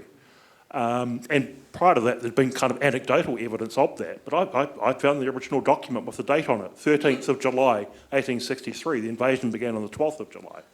So that kind of changed our understanding of that. So there's that. I suppose the other aspect of it is the writing side, and there I think what I enjoy is the storytelling aspect, and I think that's what draws people in, less the sort of list of facts and dates and all that kind of stuff, but more the stories about how this big history influenced everyday lives. And I'm kind of, that's, you know, I've written all of these books about the wars, but it's more of a social history of the wars. I wouldn't classify myself as a military historian at all.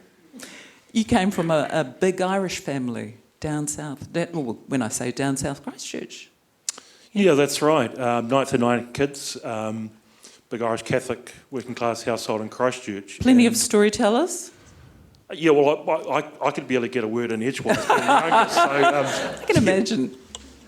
You know, we understand that. We from Māori whānaus, that's for sure. You had two particularly important university mentors when you came here, and you were the first from your family to come here to university, yeah?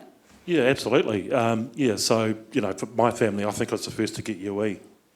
or maybe even school cert, not sure about that. So, What going did to your folks think about you going off to university? I think they're incredibly proud. I mean, I think there were, being the youngest, one of the sort of environmental factors that made that possible was by the time I turned 15, most of my older siblings had left home and got a job in a factory somewhere.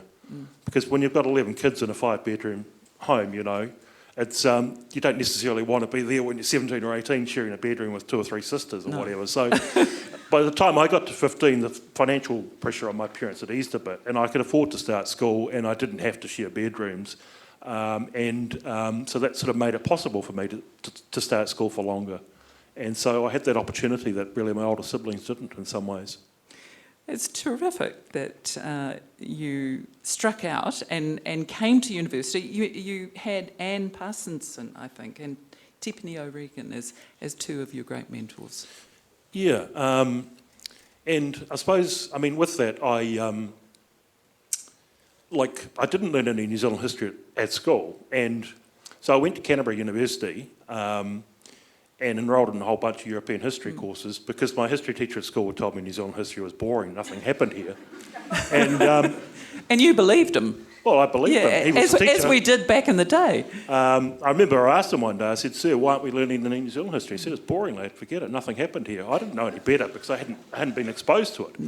So I went to university and enrolled in a whole bunch of European history courses, and then I decided to drop out of something else, Economics 101, I think. And I was looking for an easy filler course, and I looked in the Cantor Student magazine, said New Zealand History 101. I thought, well, it'd be boring. Nothing happened here. My history teacher told me that, but I need easy credits. Ask Tanea. 6 points. I need that. So I did that, and I was blown away by that. Anne Parsonson was my lecturer, and I thought, why didn't I learn this history at school? It's the opposite of boring. It's fundamental to who we are as a people, as a nation. So just having that initial exposure to that history was massive for me. What a shock. And tell me about your earliest O'Malley relatives, because they settled here from Ireland back in the 1860s, around the time of the Waikato War. Do you know much about them and how they were welcomed into this country? Yeah, I'm becoming sort of increasingly interested in the sort of Irish, the history of the Irish in Aotearoa. And so my family, they migrated to Christchurch in the early 1860s, and the Canterbury settlement was founded in 1850 as an Anglican church settlement, and basically no Irish Catholics need apply. They weren't welcome. But about a decade later, the leaders of the city realised that they had nobody to work as labourers or to clean their homes. They needed domestic servants and labourers, and where are they going to get them from? So they sort of they used the immigration controls a bit. Provided assisted passages for Irish Catholics, and that's when my relatives sort of began flooding in, and it was a sort of process of chain migration. And they all kind of clustered around the same parts of Christchurch, almost a ghetto. And I think somebody said to me years ago, "You're one of those Irish Catholics from Christchurch with a, evenly balanced, a chip on each shoulder, aren't you?" Because at the time it was quite a conservative sort of city, and you very much had a sense that you were an outsider in some ways, growing up Irish Catholic at that time. It's changed a lot now, I think. Did you know many Māori when you were growing up? At the time I thought I didn't, but looking back now I realise I probably did. One really cool thing for me in recent years has been the opportunity to do some work with Ngāi Tahu as well, and I think for me that's been really important to kind of assist them with their process of, a lot of the post-settlement things that still need to be sorted out. And in this case, it was an issue relating to the management of water, which is really critical, particularly in Canterbury. You ended up working at the Waitangi Tribunal, and I mean that was a really important part of your life, and really shaped where you went eventually, because I suppose it brought the storytelling together when you started to understand the history as well.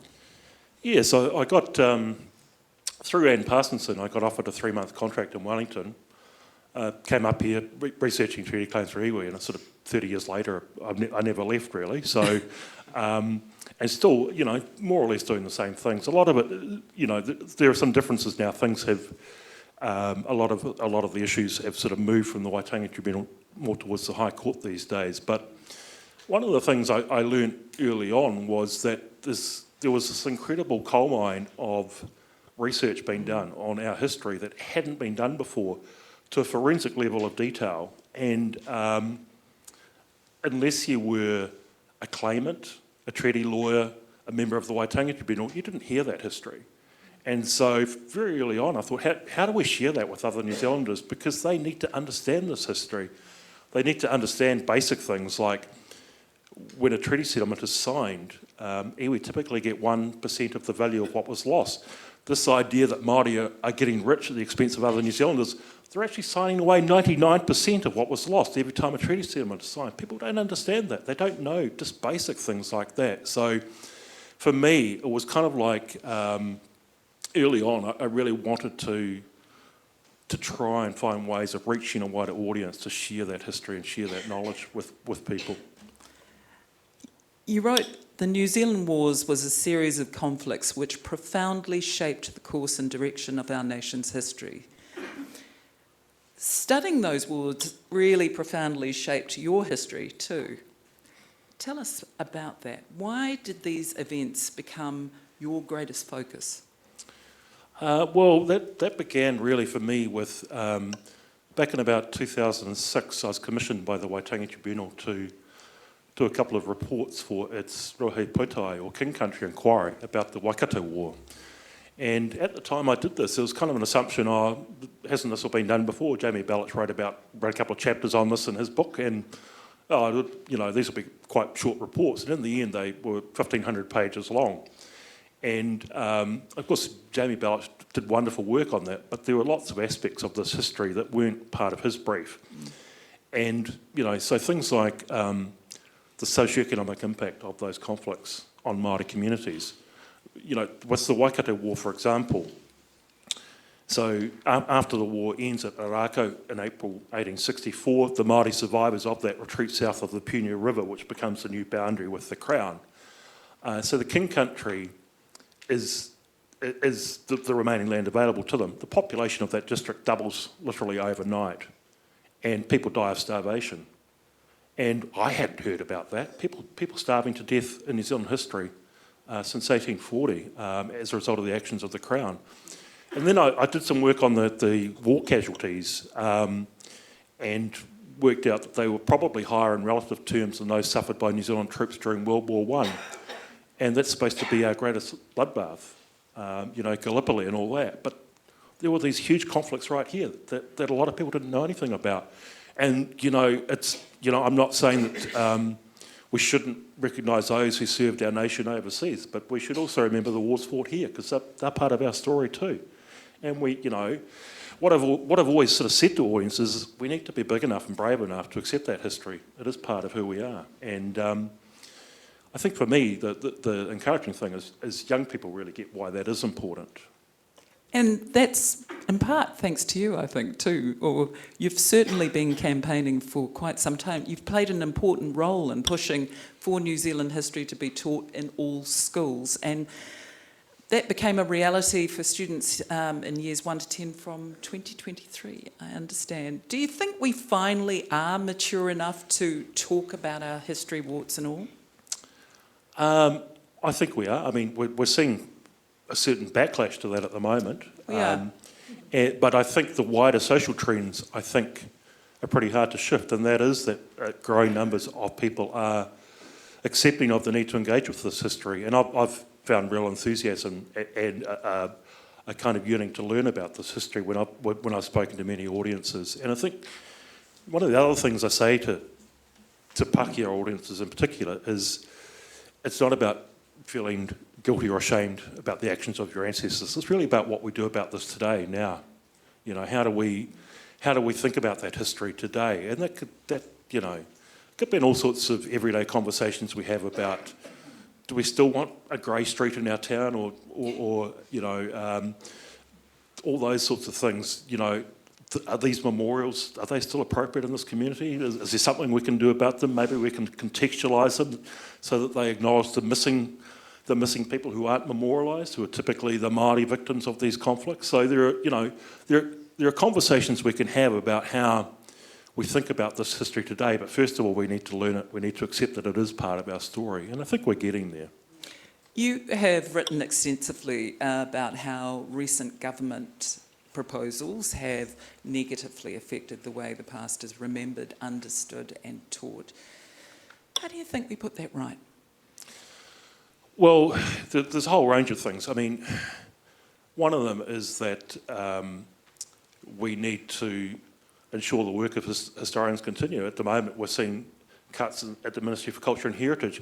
They have hugely popular websites like Te Ara and New Zealand History that get tens of thousands of visitors a week, and they'll be left to wither and die. And those are incredible resources for people who want to understand our history.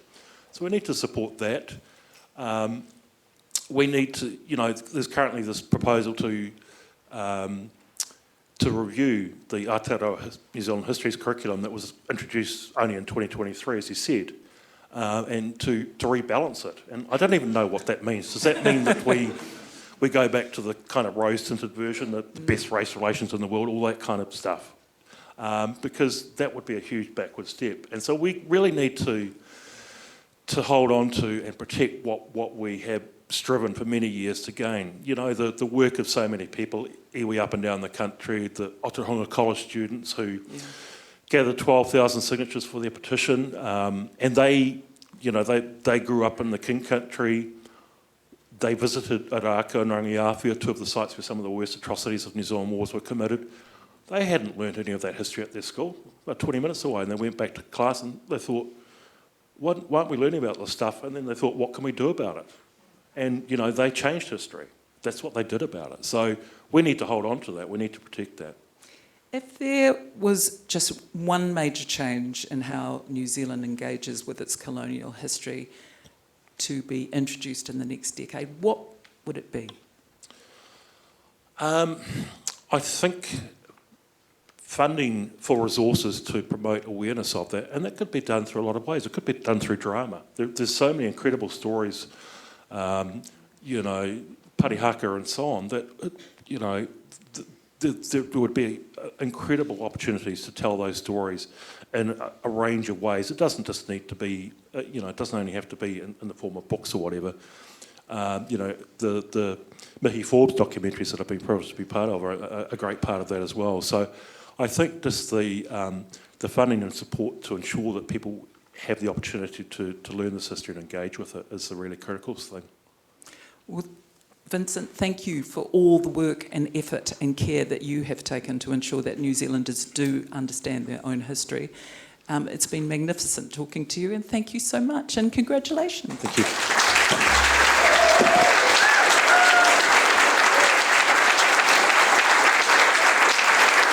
When we built Ngā Mokopuna next door, where you were having your kai, we asked for it to be modelled off Maui, because Maui did many, many feats, and he was the youngest brother.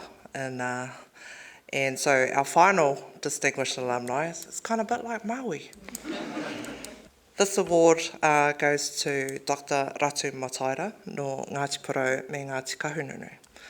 Physicist Dr. Ratu Mataira is on a mission to harness the power of the sun, right here in Te Whanganui Atara. I think you might have to go back to Te Tairawhiti for that. Ratu completed his undergraduate degree and his PhD in applied superconductivity at Te Herenga Waka. By the end of his PhD, he had set the bar as the most prodigious student to graduate from Paiho Robinson Research Institute, the world leader in such technologies. Ratu leads OpenStar Technologies, a Wellington-based startup building a levitated dipole fusion reactor prototype. Fusion is the process that happens inside the sun and other stars when hydrogen atoms fuse to make helium, releasing tremendous amounts of energy. Recreating the process here on Earth is viewed as the holy grail of energy, with the potential to create vast amounts of emissions-free electricity. Multinational groups have been trying to achieve this same goal with massive teams and enormous budgets around the globe for decades. Can I invite the Chancellor and the Vice-Chancellor to come back and present Ratu with his award. Homai anō te pakipaki.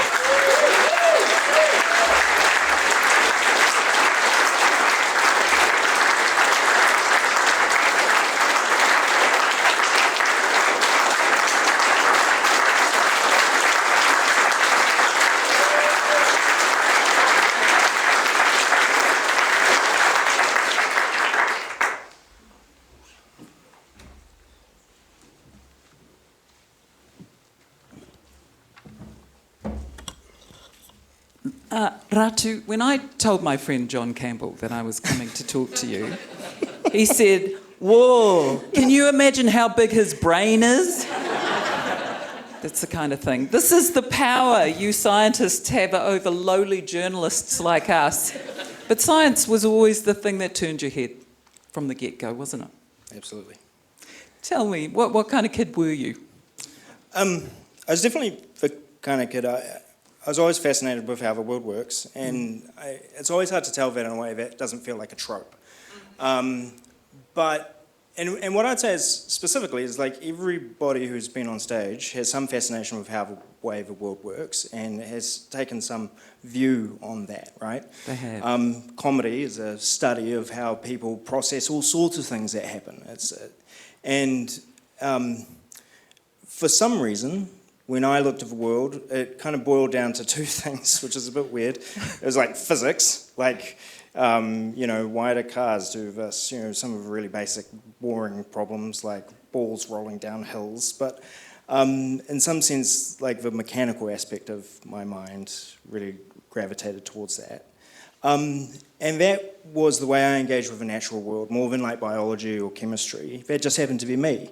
But then the other side of it was economics and the relationships between people and how we've seemed to organise everything that we have to create the world kind of around us. And both of those things were there very early and kind of grew into something. Well, and it wasn't so much somebody else who was very, very early in your life and not so much a science mentor, but rather a great dame. And she is, of course, the one and only Dame Kataraina Te Herenga Mataira. Yes? It was your grandma. Tell me, what kind of influence did she have in the approach that you took to becoming the scientist that you are? I come from a pretty big family. I'm one of like 55 of her Mokopuna. And so I think there is very much just, we're all very lucky to have role models in our lives. And the role models who are closest to us, whether or not they're our parents or grandparents or our teachers, that proximity tells us the stories to focus on. And I can benefit as much from her story as anybody, I think. But for me, it's really encapsulated in her journey, where she's at university. The government releases this report that basically says that Te Reo Māori is going to go extinct because it's gone below the threshold of critical mass. And we've watched this globally happen time and time again. And her supervisor just put that report in front of her and said, "What are you going to do about it?" And the thing that I think I grew up with that story as a context. And then the other thing that I was growing up with, of course, was, a pervasive climate change issue, right? And really, it just came together as, this is obviously the thing for our generation, right? It's like, what are we going to do about it? And so I've been asking myself that for a long time, and to my mild dismay, there was a pretty obvious, I was given this amazing opportunity to do something about it. It might not be the thing that gets it done, it might not be the only thing that we need, but 100% it's something that we can do, and we're going to go do it. And so I think that's the influence she's had on me most. You studied here at Vic and did your PhD at the Robinson Research Institute. So how did that shape your thinking? Was that a lucky collision of life? I actually feel your life is all about collisions somehow. You're the one who made the paintball pop up into the Sunday article. So what impacted the PhD? I've always been trying to push myself, and whatever I dedicated myself to, I wanted to make sure it was that opportunity. And for me, there's a couple of funny stories here. What one do I start with? I wanted to make sure it was an environment where I could basically tackle as many things as I could. I was at a stage of my life where I think I had kind of like learned how to be an adult, got my work ethic together, and I just wanted to be somewhere where like opportunities were everywhere and I could just like pursue all of them as aggressively as I could. And that probably wraps up into the other funny part of the story, which is that I actually wanted to go study my PhD in America. I applied to Harvard, Caltech, Berkeley, Stanford. There's another one, I forget. They all said MIT. no. MIT, you got it. And the funny thing about that story is I remember sitting down with Nick Long, who is somewhere here, who is now the director of Robinson Research. And he asked me how the applications were going, and I said, well, I've got these 5 schools, and I've applied, and I listed them out, and he kind of looks at me in mild horror, and it's like, Ratu, most people have a safety school when they do this, just in case they don't get into one of the big names. And I just looked, Nick, you're my safety school. And there was utterly nothing derogatory about that. I was 100% convinced that Robinson, the work that was happening, the environment that I'd be able to put myself into, was exactly that environment I was looking for, where I would be able to hunt down all of those opportunities, kind of do the most that I could possibly do in that period of time. And kind of as an impact on me, I was testing a theory. Maybe this is like classic scientist, but the theory was, okay, I've learned how to adult, I can kind of do all the stuff I kind of need to do.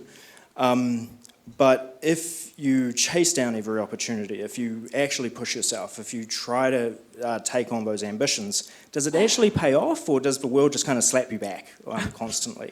And I think it paid off, and the theory was kind of proven right there, and it's just been positive momentum ever since. You did mention paintball, and you did deviate into paintball company for a while there. Why did you do that? You were just clearing your head for a moment. So I've just basically told a story about how I did my PhD and I was very successful and I chased down every single opportunity. I'm the absolute man, and now I'm sitting here getting an award.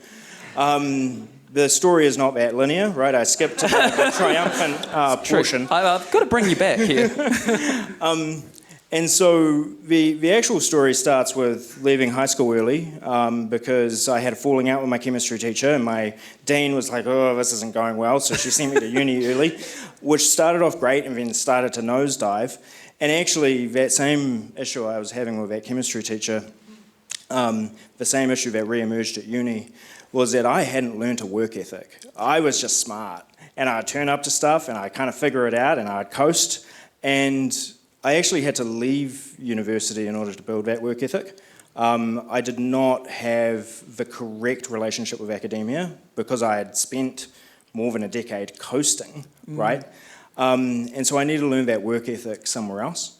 It was actually a classmate of mine in physics, a guy named Richie, and he had gotten himself into this paintball business thing. And he needed a business partner, and I needed a way out of uni. And so we teamed up, and we ended up opening a paintball field in the middle of Willis Street. It's now a food court, which is like way more beautiful, I must say. And that there wasn't anything clever I could do to get myself out of the problems that I had with that business. I just had to. the amount of sludge that you just have to scrape off walls and overalls that you have to clean, and drunk idiots who really shouldn't be there, but they're like way bigger than you because you're 19. Like, There were no shortcuts. there were no shortcuts. And the really lucky part about my life is that I came out of that experience in a position where I could actually go back to uni, finish my degree, get into the PhD, and make my way to where I am now. I said to you earlier, Ratu, it's not the first time I've met you, because I was producing a program, current affairs program, Sunday for a while, and we did a story about you, and our intro went like this: imagine being able to harness the energy of the mightiest stars and power our planet, dramatically reducing the effects of climate change and running entire cities with just a few teaspoons of fuel. That was us trying to explain what you're attempting to do with your company, OpenStar. So you are now the founder of a nuclear fusion business, a startup, and it is doing something quite extraordinary. Can you please break it down in the simplest terms for our audience? I'll try not to turn this into a pitch for OpenStar. We can crowdsource if you want to. No, That's just So that was a great summary. Fusion is the energy source that powers all the stars. All the energy that we use in an everyday setting is actually just fusion power that went from sunlight to plants to creatures or wind. And then some of those creatures got buried one day, and now we dig them up and we light them on fire. Fusion is a way of cutting out all of those middlemen and taking full control of that power for the benefit of humanity. The other sources of energy that we have kind of gotten us to where we are now, but the machine is starting to groan, as it were, right? And going back to the feats of Maui, the sun was the source of that energy to do the work that needed to be done, and it was not playing by our rules, right? It was erratic and doing all sorts of things and chasing after stuff. And Maui turned up to tame the sun for our purpose, and now the days are nice and regular. Fusion is just that quest again. It's that quest renewed. It's that quest in full realization of all the scientific and technical might that we as a people can actually bring to bear. Now that doesn't explain any of the technical aspects. So before anybody in the audience thinks that we've cracked fusion, we by no means have. OpenStar is one of 40 companies around the world who are now receiving private funding to actually tackle this challenge. We've all taken hold of different ways of doing fusion. We call them concepts. Some concepts are more mature, and therefore to make progress they cost way more money. Some concepts are less mature, more risky, but in that risk and immaturity is more potential, and the potential to kind of leapfrog the other concepts. And so the really amazing thing is that we had this chance to take one of these concepts with technology that was very uniquely Kiwi, and bring it back to life. It had effectively been dead globally for about a decade. Breathe new life into it and basically make the argument that it's one of these concepts that could leapfrog. It could actually make more progress faster than some of those bigger incumbent kind of approaches to fusion. And so to get into the nitty-gritty, it's actually 4 machines that we have to build. We've now built the first one and we're in the final stages of commissioning it. But it is 4 whole machines before the 4th one, which is actually a power plant. And so there is a road that we have to go through. This is not, I've solved it in my garage and I'm going to be a billionaire. People are knocking down my door. But I think we've done an amazing job at actually telling that story and really championing this concept and doing right by it as an idea and as an opportunity for humanity. And that's one of the things I'm most proud about. You said 4 machines. I was trying to think, because we caught up with you in 2023. So how have you progressed in that time? Are you on track? I'm a little bit behind where I thought I'd be. Right. And actually, I felt a little bit attacked when Dai described himself and his father as rushers, because I was like, oh God, am I a rusher? Is that what I'm gonna learn? I'm gonna get. I think you have to be. Yeah. But I'm young enough to be a rusher, so I'm going to lean into it for a little while more. So we haven't made as much. I am being very honest here. Safe space. We haven't actually made as much progress on the machine that we're building and commissioning now as that I originally thought. When we put the pitch in front of people, we say we got it working for the first time in 2 years for less than $10 million, and it sounds awesome. I wanted that done for $5 million in 1 year, right?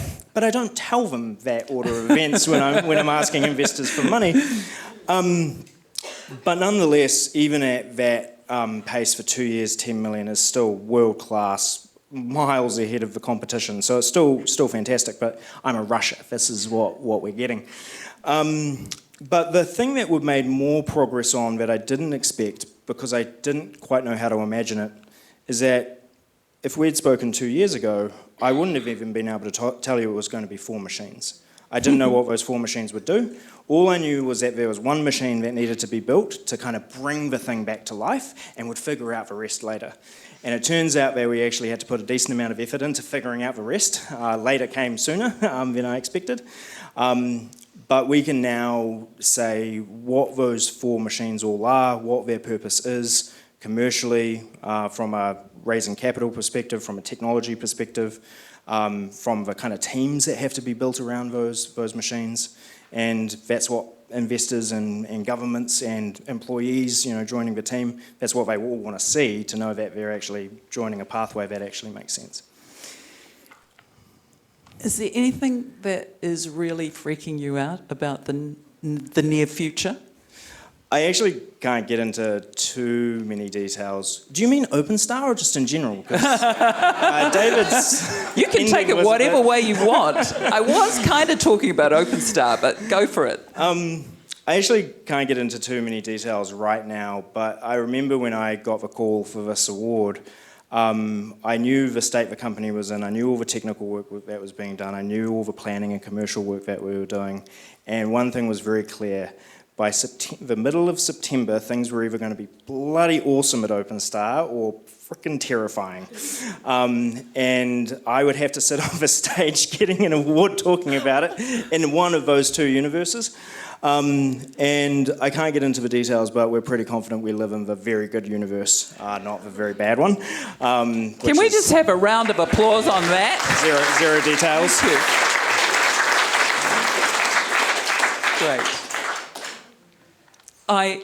That is just a wonderful, wonderful thing that you just said there, Ratu. And we want to celebrate the fact that you're a rusher.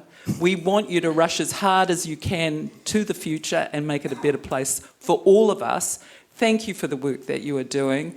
Congratulations for being recognised for the outstanding achievements that you have come to. Thank you. And can we have a round of applause?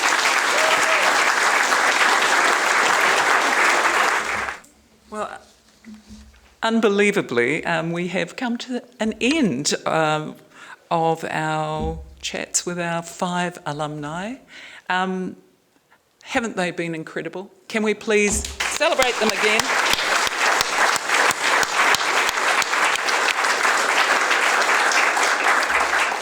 It has been an absolute privilege hearing from all 5 of our different and incredibly inspiring alumni. Each of the conversations has reminded us that education isn't just qualifications, it's about opening doors, shaping values and giving people the courage to follow their path. To David, Dai, Tanea, Vincent and Ratu, again, a heartfelt thank you for sharing so much with all of us tonight.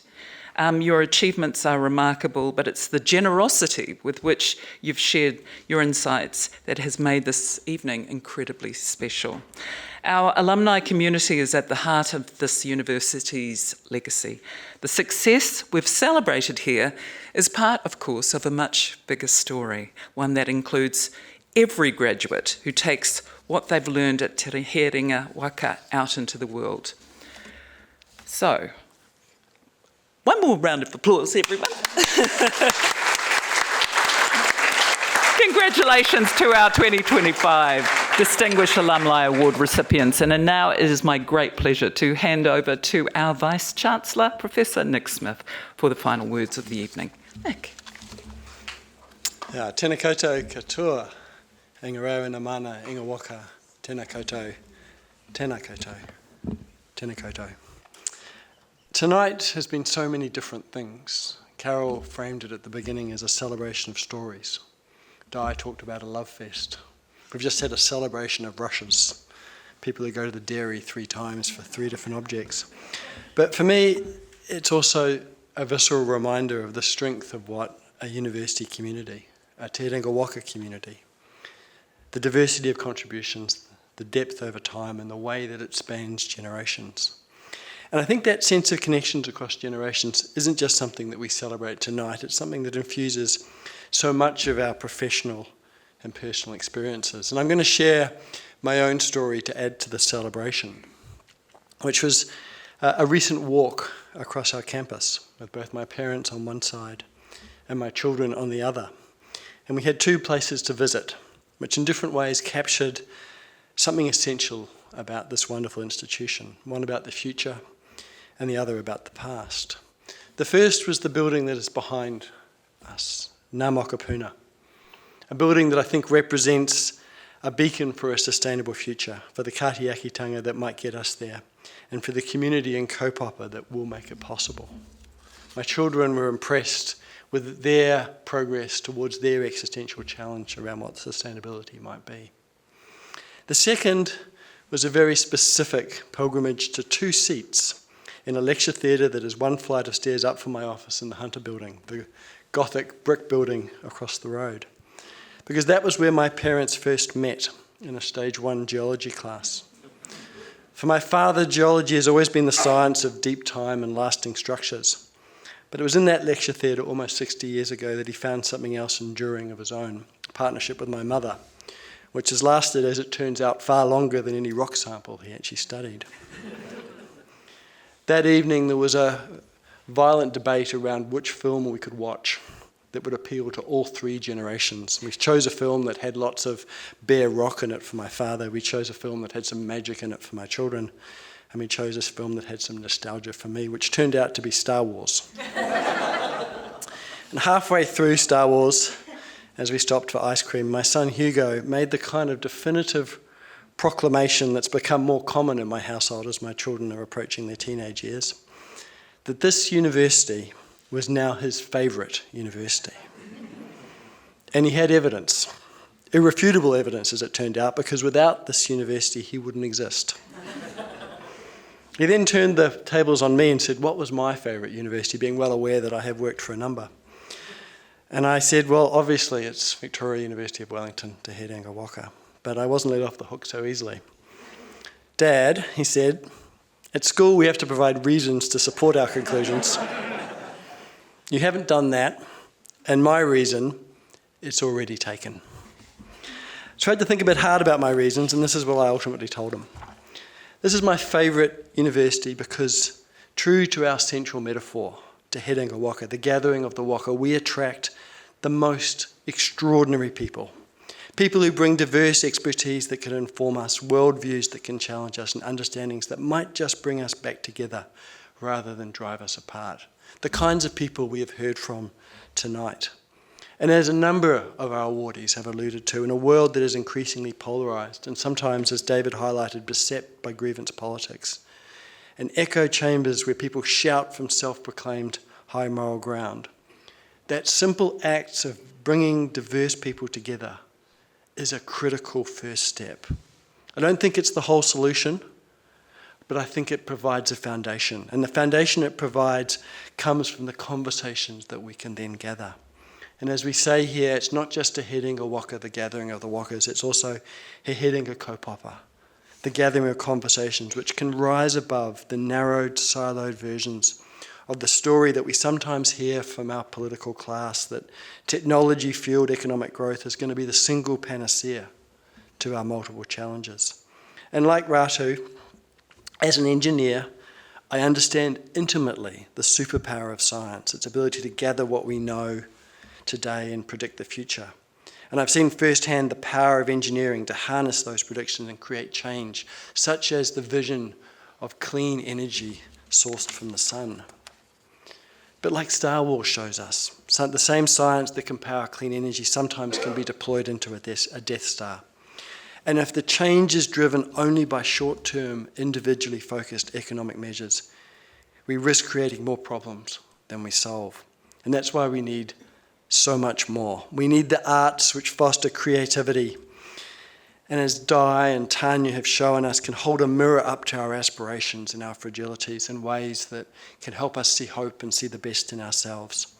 And as David has highlighted through the conversations and negotiations, hopefully move better to a fair and just society, free of the kinds of conflicts that we seem to be multiplying. We need the humanities and social sciences, which connect change to identity and help us understand where we've come from and where we're going, as Vincent has talked about.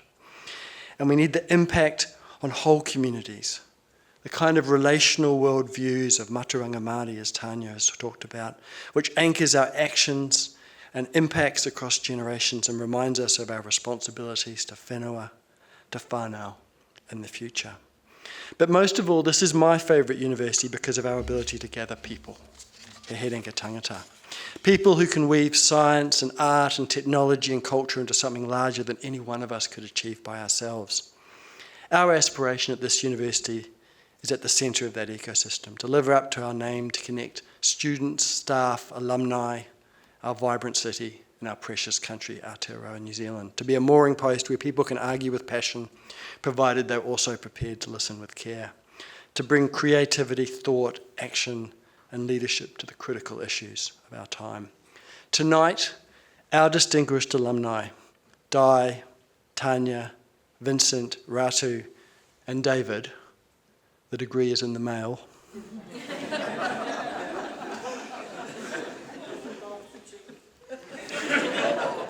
always with the check, embody all of this.